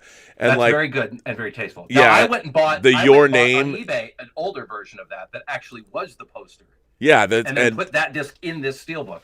But I look at this stuff and like Blade. I just was putting these in because I got more sleeves yesterday, and Tenet. So to me, even adding these extra sleeves is part of it. Like you have to have the extra sleeves for steelbooks because then they get scratched, they get scraped. Yeah, and dented. So, and you pay money to buy these. I mean, I think I get these in boxes of 30 or something. Yeah, I have a stack of them on my desk. Yeah. And it's like, but I like the Zavi, Zavi did that Star Wars series. Right. Which it's like, they put out 11 steelbooks for the Star Wars series, 10 of them really good. Right. And then one of them you were like, what are you doing? Like who decided to use the teaser poster instead of the release poster like the other 10 discs that you just announced? And but I said to somebody at the time, I was like, here's what happened. Whoever had to approve this, they were given 2 or 3 mock-ups, and they went, oh, that one looks cool, use that one. And that's about as much thought as went into it, because why you wouldn't use, I mean, I love that's the original, I think it's Castell, right, that did the Empire, the Gone with the Wind style Empire poster. That Laserdisc is sitting right there in front of me. That's what everybody wanted, but nobody got what they wanted. They got what somebody else decided they thought was cooler. And so my Mondo pop art like aversion has more to do with, I think those things are being designed for the people that are selling them, not for the people that are buying them. Well, yeah, because a Mondo poster I'm fine with. They'll need jobs. You're gonna hang that on the wall. Yeah. Well, look. I feel the way about. I love the James Bond franchise. I just want the James Bond posters. I want the movie posters. That's what I want. Some of the great movie posters in the world until you get to past View to a Kill. To Living Daylights, everything went downhill. But the posters went downhill. But yeah, I mean, I know what you're saying, because now, but then again, we don't even live in a world anymore where original artwork like that, the original key art, we haven't lived in that world really since the 80s, where original key art, painted artwork has been appreciated. It's all Star Cell, it's all Photoshop, it's all, and look at even Struzan. He's had his work, his paintings are altered. Even in the Star Wars prequels, he had his artwork changed from what he originally painted, and nobody cares about that stuff. So isn't that part of how we are dinosaurs? Like, we're part of, doesn't that make us old fuddy-duddies, Cliff? But here's what's funny about that is, everybody says that, and you have this kind of like, everybody wants to say nobody likes this stuff, nobody cares about this stuff. But then you get a guy like Paul Shipper come in and do the Super 8 poster, which is very Drew Struzan-esque, or do the Ready Player One poster, which again is a very Struzan-esque poster, and everybody goes nuts for it. And it's like, all right, so are we not into it because we're not into it, or are we not into it because we're not even offered that option? Like we've moved away from that option not because people don't respond to it, because I think a lot of people emotionally do respond to that type of art. But I think on the marketing side of things, and this certainly goes in with physical media packaging as well, that on the marketing side of that, they don't appreciate it. I don't think it's that if you give me when you give me this, I love this. Now the problem is when you open it and you actually get in here, you get that. And yeah, but they give you both. I mean, Insignia gives you both. I would much rather have this be on here. But don't they have a reversible? Is that not a reversible? No. Oh, no, it's just an image from film. So this is one where they went a little bit closer to what you want. But again, I think a lot of these times, I've said you'll never go wrong just keeping things at their origin. Nobody's ever going to look at John Carpenter's The Thing and that iconic poster and go like, well, if only it was better. Unless, it really depends. Like Dieter has this absolutely gorgeous German box set of The Thing on Blu-ray with artwork that I'd never painted, artwork that's just stunning. Yeah. It's amazing. Yeah. And foreign posters were different anyway. I mean, a lot of the time the key art was changed. But like that one box you have, Dieter, it was the last one you showed. It's the green. That artwork is amazing. Yeah, the Turbine one, it's amazing. But the people at Turbine know they're catering to that marketplace. But they had another one with the original artwork. So they had two boxes that you could choose from. The other one was the normal cover that we know from The Thing. But let me ask you this. I mean, Dieter, you live in Europe, so in Saarbrücken, Deutschland. But you get to see and as we've shown on our show, there's a lot of different artwork. Like your Phantasm box set had a lot of that foreign artwork, like the woman with the holding her hands up, and that stuff that we don't get here. We usually would get one piece of key art, but in Europe, all the different countries sometimes would have different artwork that you have access to that we didn't even see here. So one of the thrills of getting foreign discs for me, I sent you a link to the French Crash disc, and I'm like, well, I thought I had my 3 Crash discs. Click, time to get Crash disc 4, because it's different artwork, and like you were saying, Cliff, it looks fantastic. I know, and it comes with a 150-page hardcover book. I'm like, oh, click, Criterion, Arrow, the German version. I don't know if that was Turbine or who that was. It was Turbine. It was Turbine. You have to have them. We have to have them all. It's like playing Pokemon with physical media. Got to catch them all. No. I mean, do you feel the same way, Dieter, that what Cliff's talking about, that you want these things to live on the shelf, but that you want to have the original versions? Because your original versions are different than ours. Yeah. For me, it's if I like a new cover, then I'm fine with it. It doesn't have to be the original. If something new comes up, it gives it a new flavor, and it's great. And I like the new motive, then it's fine with me. It doesn't always have to be the original. Well, it's like that Top Gun steelbook. I like that artwork. Or like Cliff showed us, he had that again, but he has the original cover on the outside from the paperback, and another one on the inside. That is what is great for me, to have both options. To have a new one and the older one on the outside, so you get the best of both worlds. Yeah. Well, All right, Dieter, what's your third question? Third question, or I have a lot of more questions. we've only been on for an hour and 45 minutes. I mean, come on. I got We'll time. go I don't as want to rush fast as him, I but can. you know, Luckily, some questions were from Dave, so I can skip this. So, one question you're a good would be, interviewer. if a DVD Blu-ray release comes with deleted scenes, that's my first stop after watching the movie. What's yours?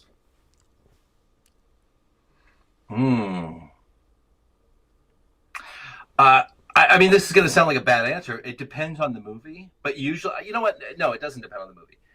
My first stop is always going to be the trailer.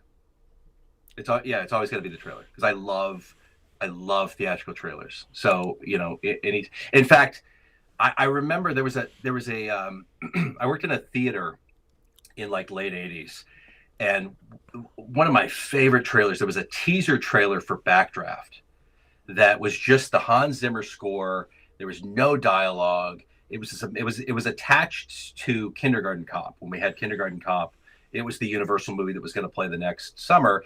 And so Kindergarten Cop had this Backdraft teaser attached to it. And I love this trailer. And for years, I was like, where am I going to find this trailer? How can I, God, it was making me crazy. And about a year ago, I threw in the Blu-ray, which I'd owned for probably 5 or 6 years. And that goddamn trailer's on that disc. It's been on that disc the whole time. It's like the second or third trailer. And I thought, like, how did I not know that this trailer has been here this whole time? I felt so, because I don't think it was on the DVD version when they did the DVD of Backdraft, but on the Blu-ray, like the 20th anniversary or whatever anniversary version they did, it was on there in the trailer thing. And I love that trailer. And I was so angry that I never knew that I owned it this whole time. And it never occurred to me to like keep watching. Like, why would you put the teaser at the end? But again, that's just, that's Rob, my brain at work. Rob, your first stop after watching the movie? Mine was deleted scenes. I think that, like you, I like to go to deleted scenes just because I want to see what's cut out. But I do like trailers as well. But I think my first stop is usually the main. If I like the movie a lot, I really want to jump into that documentary. I want to see it. I want to see what kind. Is it an actual documentary? Is it a featurette? Or is it just some promotional material? Because if it's promotional material, then I can tune out. Then I can be like, I don't need to watch this. But right. It really depends. It really depends on the film itself. But it's been disappointing because there's so few movies that are coming out with comprehensive documentary material these days. I'm looking forward to delving into the Tenet special features, which I haven't looked at yet. And what I find, Cliff, what's really freaking me out is how Warner Brothers is putting all of their special features up on YouTube for free. They're just throwing all kinds of special features up on YouTube. Are they really? I didn't even notice that. Yeah, you go to like Warner Brothers or Warner Home Video, they're just, whether it's the Kubrick documentaries they made, I mean, they're throwing all that stuff onto YouTube. I mean, maybe that'll change with HBO Max, but you just look at this stuff, and I haven't seen anything that I've made put up for free yet, but right. You just look at it and you're like, oh boy, I wish I had some, because we don't get residuals off this work. It's work for hire. They pay you. We didn't even get pre-residuals off this stuff most of the time. No, I mean, I'd be a very wealthy man if I got a little, as you say, the cheddar off the disc sales. It would be very nice. And that's another thing that I don't totally understand is, Warner did HBO Max, and they have an extras tab in there, but it's like, well, why didn't somebody spend time digitizing all these special features and just adding them to HBO Max? And same with Disney Plus. Like Disney Plus actually went the other route, which is they took a lot of the stuff that had been done, like John Mefford's documentary for the first Iron Man, and they cut it down. They shortened it and they cut stuff out to just throw little featurette things on Disney Plus, and then most egregious of all, cut his credits off the end, so that he doesn't even get credit for the work now. So, that's weird that they're throwing them on YouTube, where you don't get any. You don't get anything for that. No, and there's no like. I made a feature-length documentary on the making of Tron. As you know, you gave me a foreign disc of it, the foreign steelbook. Do you remember that? Yes. Yeah. You got me the foreign steelbook of Tron, where I did an 88-minute feature-length documentary for the 20th anniversary disc, and luckily it was ported over to Blu-ray, but I was disappointed when they put Tron. I mean, I know it's standard definition. They can still make a HD version of it. I mean, it's not going to up the shell will be HD, but the standard def image is still going to be there. But there is standard definition footage up on Disney Plus, and I'm like, yeah, I worked really hard to make that documentary, and it was nominated. And by the way, you own it, Disney. It's not you're not paying somebody to throw this on Disney Plus. You already own it. It's free content. And it kind of ties into the 4K thing that I was talking about. It's like they've spent none of this year kind of populating this service with all of this content, or upgrading the service with all this content. So yeah, your Tron documentary not being there is bizarre. Yeah, I mean, I know the thinking is, well, it's 4x3, but I'm like, it does have Bernard Hughes in it, who has left us long ago. Jeff Bridges is in it. Bruce Boxleitner is in it. Cindy Morgan is in it. They probably won't put it up because Dick Cook, who's no longer with the studio, who was president for a while, is in it. But I think that they don't think of that documentary material as legacy stuff unless it was Wonderful World of Disney or something, and it's actually Walt Disney himself. But I think about I have a lot of tape that I shot, like X-Men, for instance, all my X-Men interviews and all that stuff. And I'm thinking, would anybody care anymore if I just put my raw interviews up on my YouTube channel? Like, would they know? Who would care? Would somebody give me a copyright strike? Like, I've got hundreds and hundreds of hours of interviews I've done with people over the last 20 years, and I just wonder, well, if there's no music there and it's just me doing interviews, would they care? Could I put them up? Because these tapes are just, if they're not going to preserve these special features, well, maybe that we can. I often thought what was interesting, I suggested when we were working on Lord of the Rings, those documentaries are about 10 hours per movie. But we did hundreds of hours of interviews.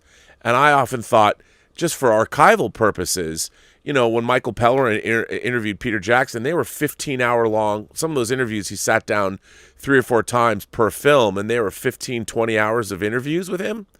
Why not just put up the raw material and you could charge subscription?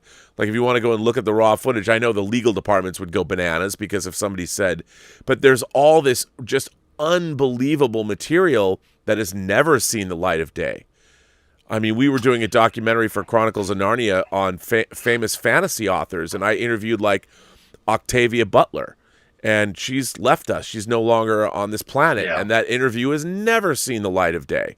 Clive Barker, we interviewed Terry Brooks, who did the Shatner books. None of that stuff ever seen the light of day, and it's all amazing material. I've only done one title for Shout Factory. I did the John Landis movie Into the Night, which I basically begged Brian Ward at Shout. I have it. I have that disc. I love that movie. I was like, if you guys ever do this, it's one of my, that's the thing for me is I don't get to work on a lot of movies that I love because they were already done by the time I kind of got into the game. So a lot of the things, like, that's why I did Rambo, the last Rambo, because I was like, this is my chance to get into that universe. But with Into the Night, I was like, this is my chance to sort of get in on something that I love. And we did an interview with Jeff Goldblum, which, by the way, let me see if I can grab this.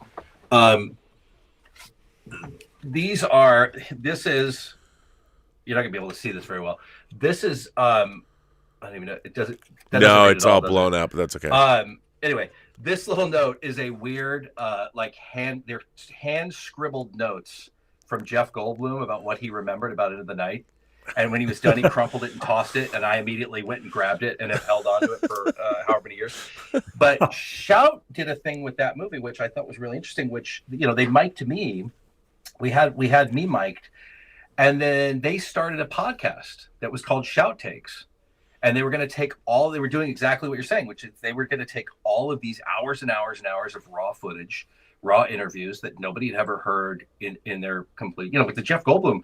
I talked to him for an hour and 45 minutes about, a Fabulous Baker Boys sequel that was a crossover with Into the Night. And, it turns out that Diana is really Susie Diamond. And, she's been on the run. It was like he had all these crazy things. And, so they had kind of devised a thing like that, which was, a podcast just to present these interviews for people who'd never heard them. And yeah, for some of these, like that's been one of the most frustrating things is, you look back. I remember very early on, one of the movies I would have loved to have done a special feature, a special edition of, would have been the original Bad News Bears. I was like, let's get all the kids together as adults and do a Bad News Bears reunion. And, this is still when Walter Matthau was alive. And I thought, like, God, that would be so much fun to do. And then, Matthau dies and you're like, all right, well, that's never going to happen now. You're never going to get that.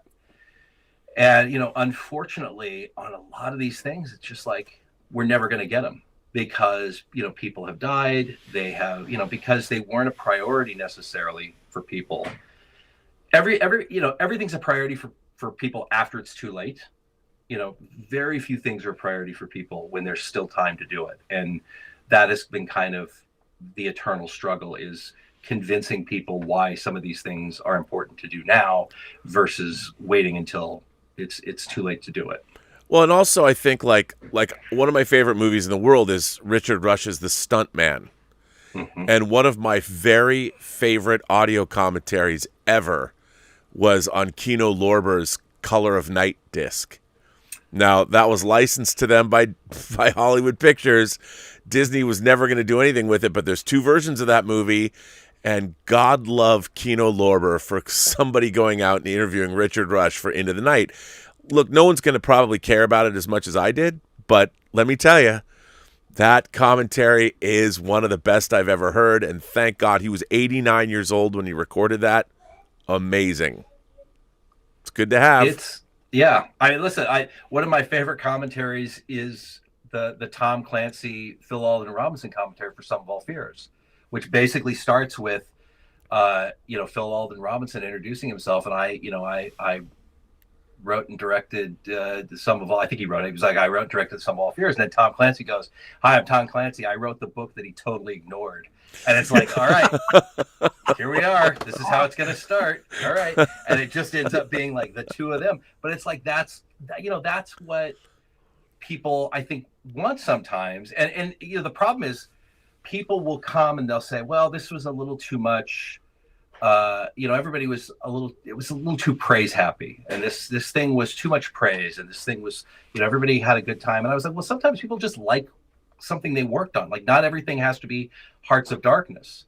And right. So, not everything's going to be Apocalypse Now. You're not going to have, and these things have to go through these, again, they have to go through legal departments. They have to go through talent. And so if I put a doc together and somebody goes, well, that guy was terrible, or you show some conflict on set, that's going to be the first thing that gets cut, because nobody wants that to be out there. And you'd love it to be like, I want it to be just the raw experience of what happened. But, sometimes it's just everybody has a bad day at work, and not everybody wants their bad day broadcast for eternity right on a disc. And so, part of my job is to find palatable ways to discuss terrible situations. And briefly, I did all of the stuff for Ghost Rider Spirit of Vengeance, because it was the guys, Devil Dean Taylor, they'd done Crank and Crank 2 and Gamer, and I'd worked on all those titles. And so they brought me in to Sony and said, this is our guy, he's going to do all. So I was in charge of all the EPK, all the Blu-ray, everything start to finish was going to be me.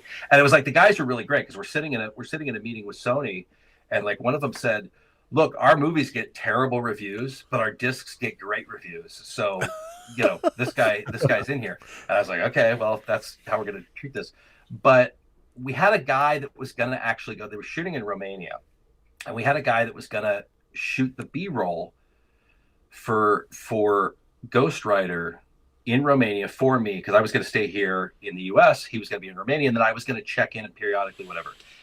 And I just, at a certain point, I was like, he kept going kind of further and further off the rails.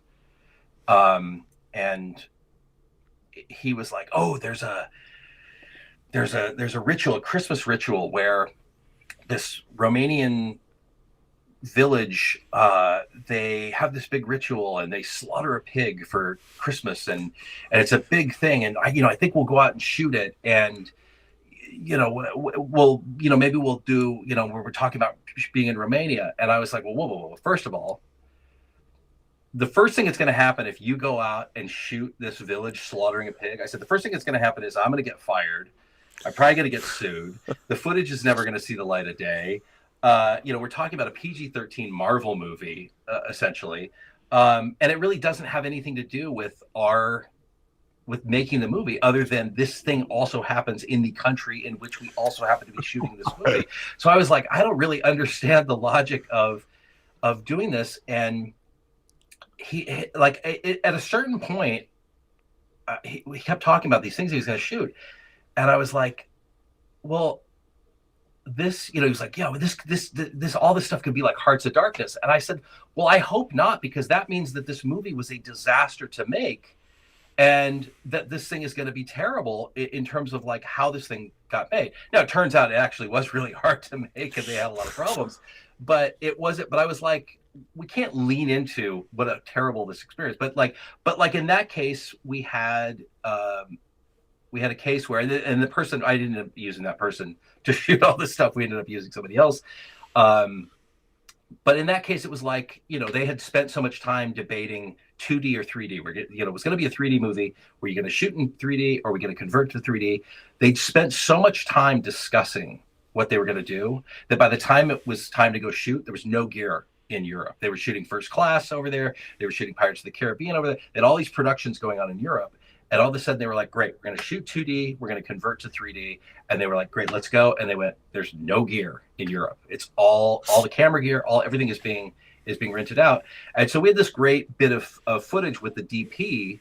And he's like, the producer had to go to India because he had an Indian passport and basically get all of the gear that they were going to need for the shoot as his personal carry-on, essentially, and have it all traveled back to Romania. And, so we have this footage with the DP, who I've known because he worked on Crank 2 as well. And he was like, yeah, we got all this gear coming. We start shooting in 4 days. I'm going to have no time to test any of this gear. I'm going to have he was legitimately afraid of how this thing was going to play out. But that wasn't, I looked at that not as a situation of like, what a disaster this movie is, but like, making movies is hard sometimes. And you don't have to be like, well, who dropped the ball? It's more just like, all right, well, the ball got dropped. Now, how do we pick the ball up? And so that it ends up being a lot of what you do in telling these stories. Yeah. We have a super chat from Mark C., our own Mark C. Mark Jure says, I'm going to ask Dieter this one. Dieter, do you think we will ever get a 4K copy of the Andrew Dice Clay, Terry Hatcher classic Brain Smasher, A Love Story? Probably not a 4K, but guess what? It's on Blu-ray out in Germany, and I have a copy of that disc. So Brain Smasher is available on Blu-ray, and it looks very nice, I must say. It will probably not get the 4K, but it is out on Blu-ray in Germany. Is it a media book? Yes, Rob, it is. Really? There's a Brain Smasher media book? Brain Smasher media book, yes. And you got to choose from 2 or 3 covers. Wow. Wow. Well, I guess I asked the right man. Brain Smasher is available on Blu-ray as media book. And don't forget, Adventures of Ford Fairlane is now a Disney movie. So, just correct. Putting that out there. We need to see the director's cut of that, the extended version of that movie. Yeah, I love that movie. Make it happen, bro. Make it happen. So does Dieter. You guys have a mutual love of the Adventures of Ford Fairlane. I love that movie. Yeah. Well, listen, gentlemen, we've been going for 2 hours. Can you believe it? All right. So, Dieter? What's your fourth question? My fourth question. Okay, I pick. Let's go for it a little bit quicker then. Speed round. Cliff, you have worked on Rambo 4, Crank 2. Rob, you have worked on Lord of the Rings, and so on returns. Perhaps not specific to these movies, but if you work on set directly for behind-the-scenes stuff, how do you make sure not to disturb the real production of the movie? It's hard. That is hard. It's an art. You have to know. What's really interesting is EPK, Electronic Press Kit. They're more fly on the wall, so they just kind of sit. They can sit behind everything, and you just see stuff moving around, and maybe you'll get the slate board action, and you'll see a director do something. But DVD work or documentary work, you have to be much more specific, and you kind of have to be like when I was on Superman Returns, I was shooting every single day, so the crew was used to me, but I had to be stealth. I had to sneak around. As a production diary, almost the 3 hours stuff that you did. Yeah, it was from location scouting, the whole process. But it was really great. It's interesting. I've done this for almost 20 years now, and my set stuff is not. Most of my stuff is all after the fact. Set stuff is been mostly confined to post production and going and shooting sound mixes or scoring or things like that. But I learned something amazing on Knives Out, which I had not even thought of before, which is, when I watched The Director and the Jedi, which was the doc they did for Last Jedi that had done, they'd done with Ryan, I said, how did they get, you have shots of Mark Hamill and Daisy Ridley where you're literally right there on them while they're rehearsing. And I said, how did they get in there without it being intrusive? And he said, they had really long lenses. And I went, oh, and I immediately went out and bought 200. I bought some really long lenses so that I bought a lot of wireless mics that I could just drop in people's pockets. And so what I learned from that experience was, get farther back so you're not in anybody's way, but use the longer lens so you can actually get close to something. And I always tie into the production audio, so I usually have, whenever the boom operator is there, I'm usually getting a clean feed off of the production audio. So there's a lot of ways, and everything's kind of wireless. So there's a lot of ways you can kind of do that now. Whereas I did a movie called Pathology in the late 90s, which was like this Milo Ventimiglia. It was MGM, and I had my camera. I had the same Sony Z1 that you used on Superman, Rob, and I noticed I'd be out there shooting and everybody was really stressed out. And then I had this little tiny handy cam, that HDV handy cam that I would bring out. And whenever I brought that out, everybody got more relaxed and they would joke around with me, and they would and I realized the bigger camera is intimidating. So nobody wants to play around when the big camera's out. But when you bring out the small camera, they would walk right up to me and they would talk to me, and because that felt more personal. It didn't feel like a thing being produced. It felt like you're shooting a home movie. And so it's you're constantly learning about this thing that never occurred to me. That is why this footage doesn't work as well as that footage. And again, every project's different. So some actors are just with Jason Statham on Crank 2, I'd get right in the middle of the conversation with him and the directors, and I would be shooting, 12 inches away from Statham while he was talking to the director or doing whatever. And he was much different, but different projects kind of require different approaches. Yeah. But as a producer, you're always learning. I'm going to take that trick, so with Knives Out, I had these little, have you seen those Rode wireless go? They're little tiny lav mics, basically, that you can just drop on a chair, or you can put them. So I would put one in Ryan's pocket when we were up at Skywalker Ranch doing the sound mix. I'd put one in Ryan's pocket, or I would drop one on various desks so I could pick up audio from all over the room.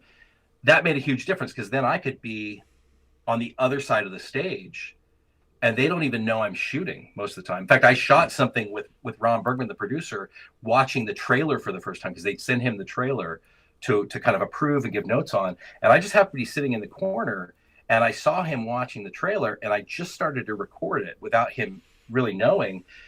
And, we use that in the doc. because we talked about the marketing and your reaction the first time seeing the trailer for your movie. Does the studio get it? Are they advertising it in a way that feels right? And without stealing that moment, you don't have anything to sort of underline that. You can have somebody talking about it, but it's always more interesting to have somebody talking about it and showing kind of the moment that went down. Great. One other thing, Cliff, have you seen the Japanese movie One Cut of the Dead? No. Oh, you need to see it. Because considering making ofs, this is perhaps one of the best. Considering seeing a making of, now we have spoiled the movie for him, Rob. No. Yeah, it's no, you haven't. You've still got to watch it. But you have to see it. You have to see it. One Cut of the Dead. Make that one priority for yourself. Oh, you'll love it. You'll love it. Because I was totally surprised by the twist in the movie, and at the end credits, you can see the real production shooting the fake production. Yeah, it's you got to watch it. Don't, as a matter of fact, since you don't know it, don't read anything about it. Okay. It's Japanese though. Just know it's Japanese. It's subtitled and it's called One Cut of the Dead. I think it's on Shudder now, but just watch it. I'll look it up. Cut of the Dead. But don't read what it's about. Just start watching it. And the question to all questions to end our show, Cliff, is Die Hard a Christmas movie? No, it's a movie that takes place at Christmas.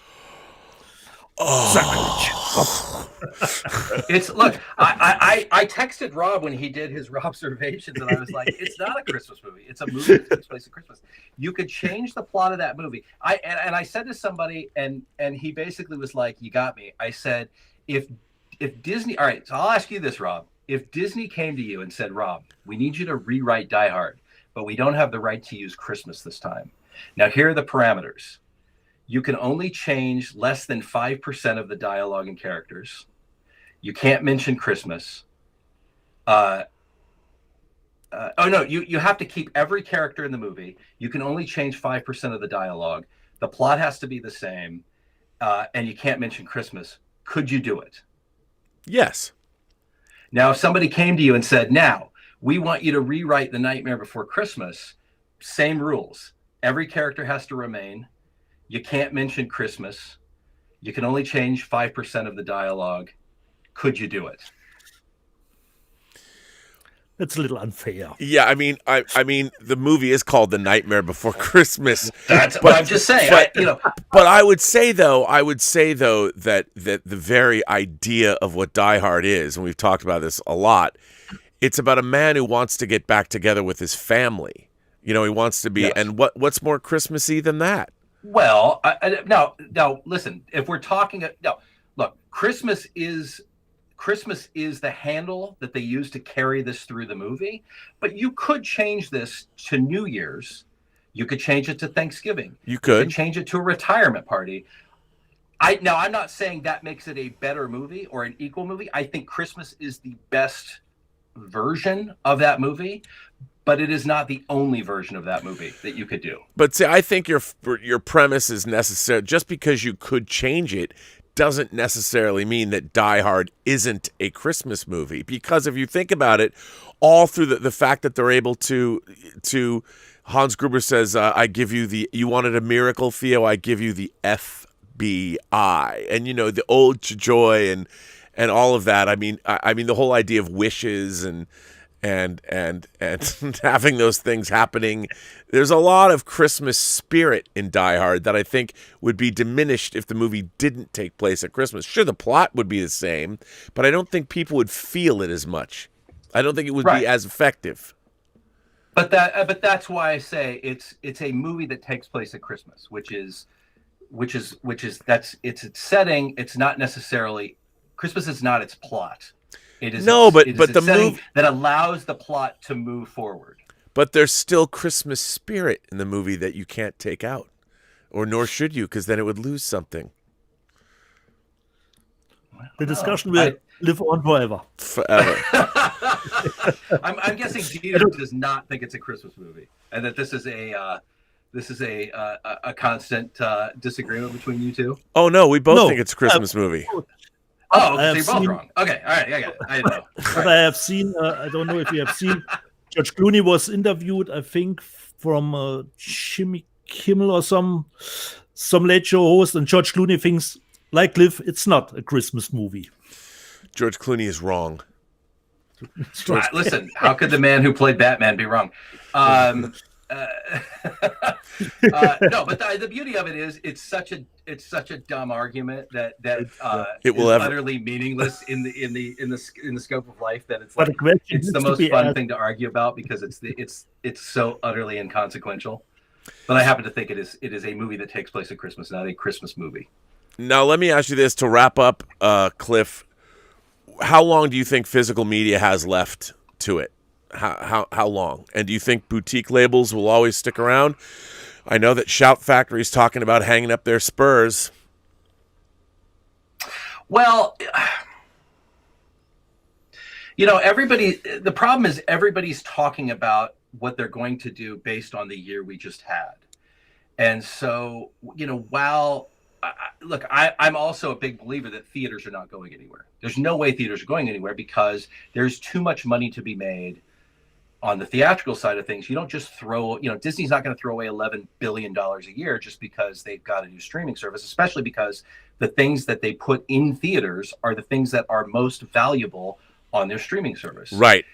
With physical media, if you've got Shout going like, we're going to hang it up or we're not going to, we may not continue forward. Well, most of that is because we've just spent a year where it was incredibly difficult to do anything. And I think that the one thing that 2020 showed everybody was that we were woefully unprepared in the entertainment business. Theaters had been this thing that was kind of bulletproof. You have a 9/11, you have a war. The Great Depression. The Great Depression. Movies always kind of push through that. Nobody imagined that you would have to close down movies globally, that you would have to close down theaters. And so what happened was all the studios suddenly were like, we have this product and we have no store to sell it in. And they had to quickly pivot.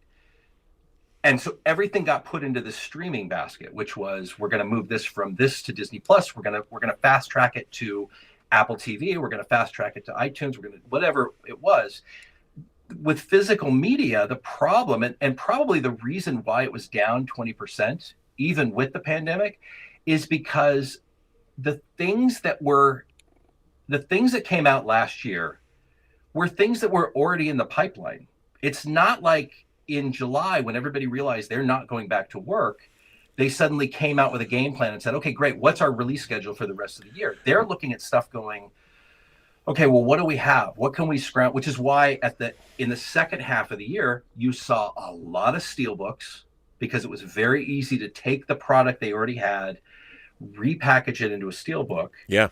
Or you saw what Paramount did, which was Paramount clearly had, because they had Coming to America 2, they had Top Gun Maverick, they had these properties that they were already working towards. So they already had a bunch of Eddie Murphy titles in the pipeline. They had Top Gun 4K and Days of Thunder 4K and The Firm and all those other, because those things were being planned to coincide with Top Gun Maverick and Coming to America 2. Yeah. So they actually had a pretty decent year just because those gears were already in motion. With a lot of the other studios, March, I remember getting the call in March saying, oh, our kids are going to be out of school for 2 weeks. I was like, 2 weeks? What are we going to do for 2 weeks? Well, it's been, 9 months and they've been home for 9 months. So they're probably going to be home for a few more months. And so, for any studios that didn't have a bunch of stuff in the queue, there really wasn't a lot to release. And I'm surprised we got as much stuff as we did in 2020, considering, how many Zoom interviews had to be done and how many, I hate doing them because I feel like they're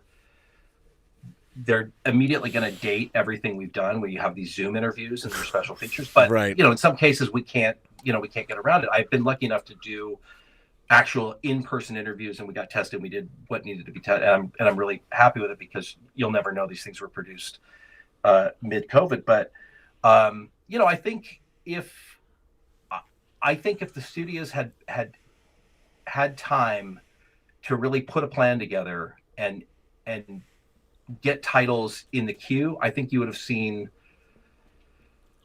maybe not more, because clearly they couldn't even keep up with the production of what they did have. But I think, I mean, Lionsgate, for example, I think they maybe had 3 4K releases from March on. It was like Total Recall, which Studio Canal did, Antebellum, which I worked on, and then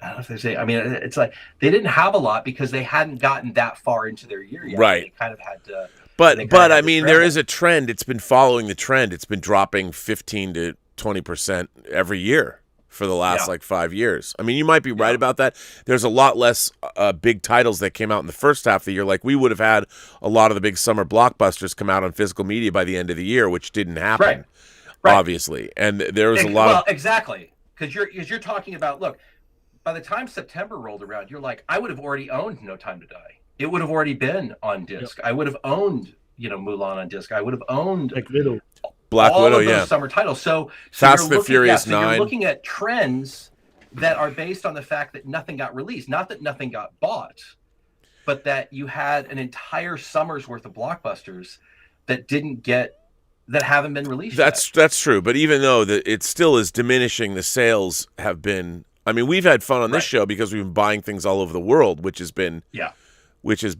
been fun. Listen, we got a couple more. Mark C said, do you consider Planes, Trains, and Automobiles a Christmas movie? It and Die Hard have the same basic plot. What do you think? Is Planes, Trains, and Automobiles a Christmas movie? First of all, isn't he trying to go home at Thanksgiving? Yes. So it's not a Christmas movie. So I'm out. Not even a Christmas movie. It's a Thanksgiving movie.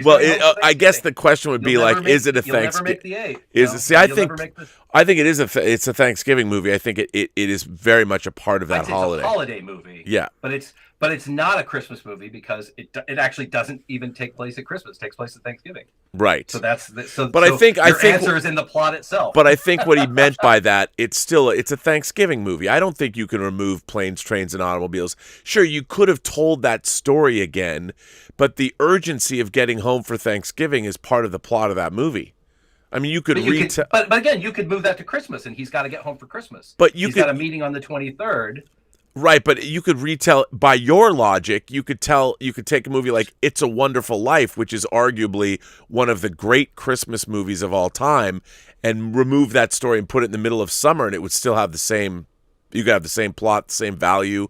Have it take place over the 4th of July, and George Bailey is like, wow, here we are, and it could be the same movie. I'm not claiming it's a 100% airtight position. I'm just saying, if somebody asked me if Planes, Trains, and Automobiles is a Christmas movie, I'm going to say no, it's a Thanksgiving movie. But you could set it at Christmas, and you wouldn't have to really change the plot. I mean, look, you could change it to technically be one of the kids' birthdays, that he's got to get home for his kid's birthday. Yes, he promised him. Yes, and you could have that, or he's got to get home for his kid's graduation because his 18-year-old daughter is graduating from high school, and he's got to get back to Chicago.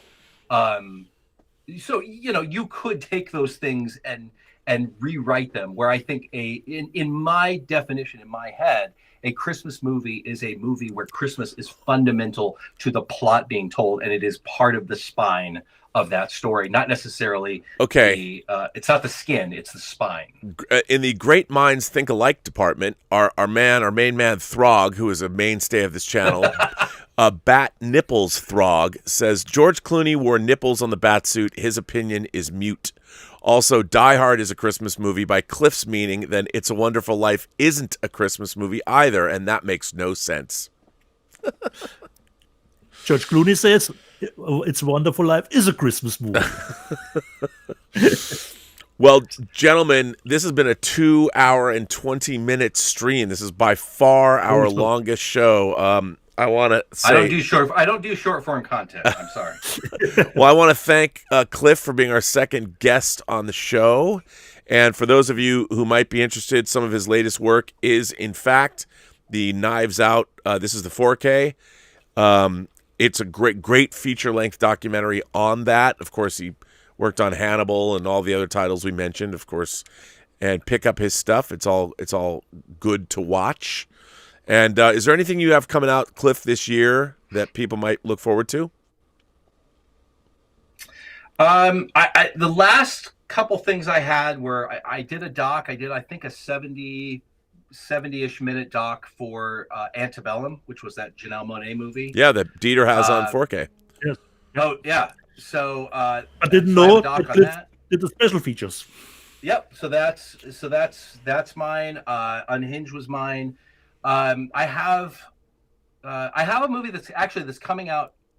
I think next month, called Wander Darkly, which is Sienna Miller and Diego Luna, which I did a short making of. But that's one of the docs we did kind of mid COVID, and hopefully you'll watch it and you'll not even realize that I was asking questions from behind a mask, in a very large room. But that, yeah. Where can people follow you on social media? Or can they? They can. I'm on Instagram, and it's at Cliff Stevenson, STEPHENSON. Not on Twitter. Did I misspell your name? Yeah, but you do the. I believe you do the German spelling. Yes, that's right. Which is with a V. Yeah. It's STEPHCLIFFSTEPHENSON. Well, look at that. I've misspelled your name the whole time. I apologize. That's okay. I misspelled Deborah Van Valkenburg's name in the main credits of Free Enterprise, so you're in good company. Oh, there you go. Like I said, these things are put together by people. Don't think that they're put together by machines. They're put together by people who occasionally think one thing when it's actually the other. But it's fine. Yeah, but I'm not on Twitter and I'm not on Facebook, so that would be the only place to follow me. Instagram. Well, there you go, where your name is spelled correctly. And right. All right, well, listen, I think we're going to bring an end to this epic interview. I want to thank you once again for being here and for giving your time. And Dieter, do you have any final thoughts? Well, I was a little sad that Cliff was so frustrated with the Hunger Games, but I hope he will get over it, because the doc he produced was great, and the other docs for the series was great too. So I hope he'll get past it, and he'll do making offset, make it more fun. It's like I'm very proud of that disc, and I'm very proud of that doc, and it's one of my favorite things that I've done. It just, by the end, was not a pleasant time, for a variety of reasons. It doesn't show. But yeah, well, that's and that's good. And ultimately, look, it's not the doc isn't about me. So whether or not I enjoyed working on it really has nothing to do with the doc. So if the doc is good, then that's all that matters. But thank you. I appreciate that. Well, Cliff, thanks for being here. Very much appreciate your time. Now, Dieter, we will sign off. Do you have anything to say? I know we'll be back to next week showing our wares, and we still have our missing episode to drop.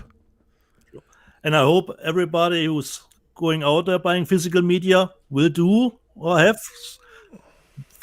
make some snaption. And on that note, we will bring an end to, I guess we'll say, live long and prosper, as we say, and bring an end to this. Thanks for watching. We'll be back next week. So that's fun.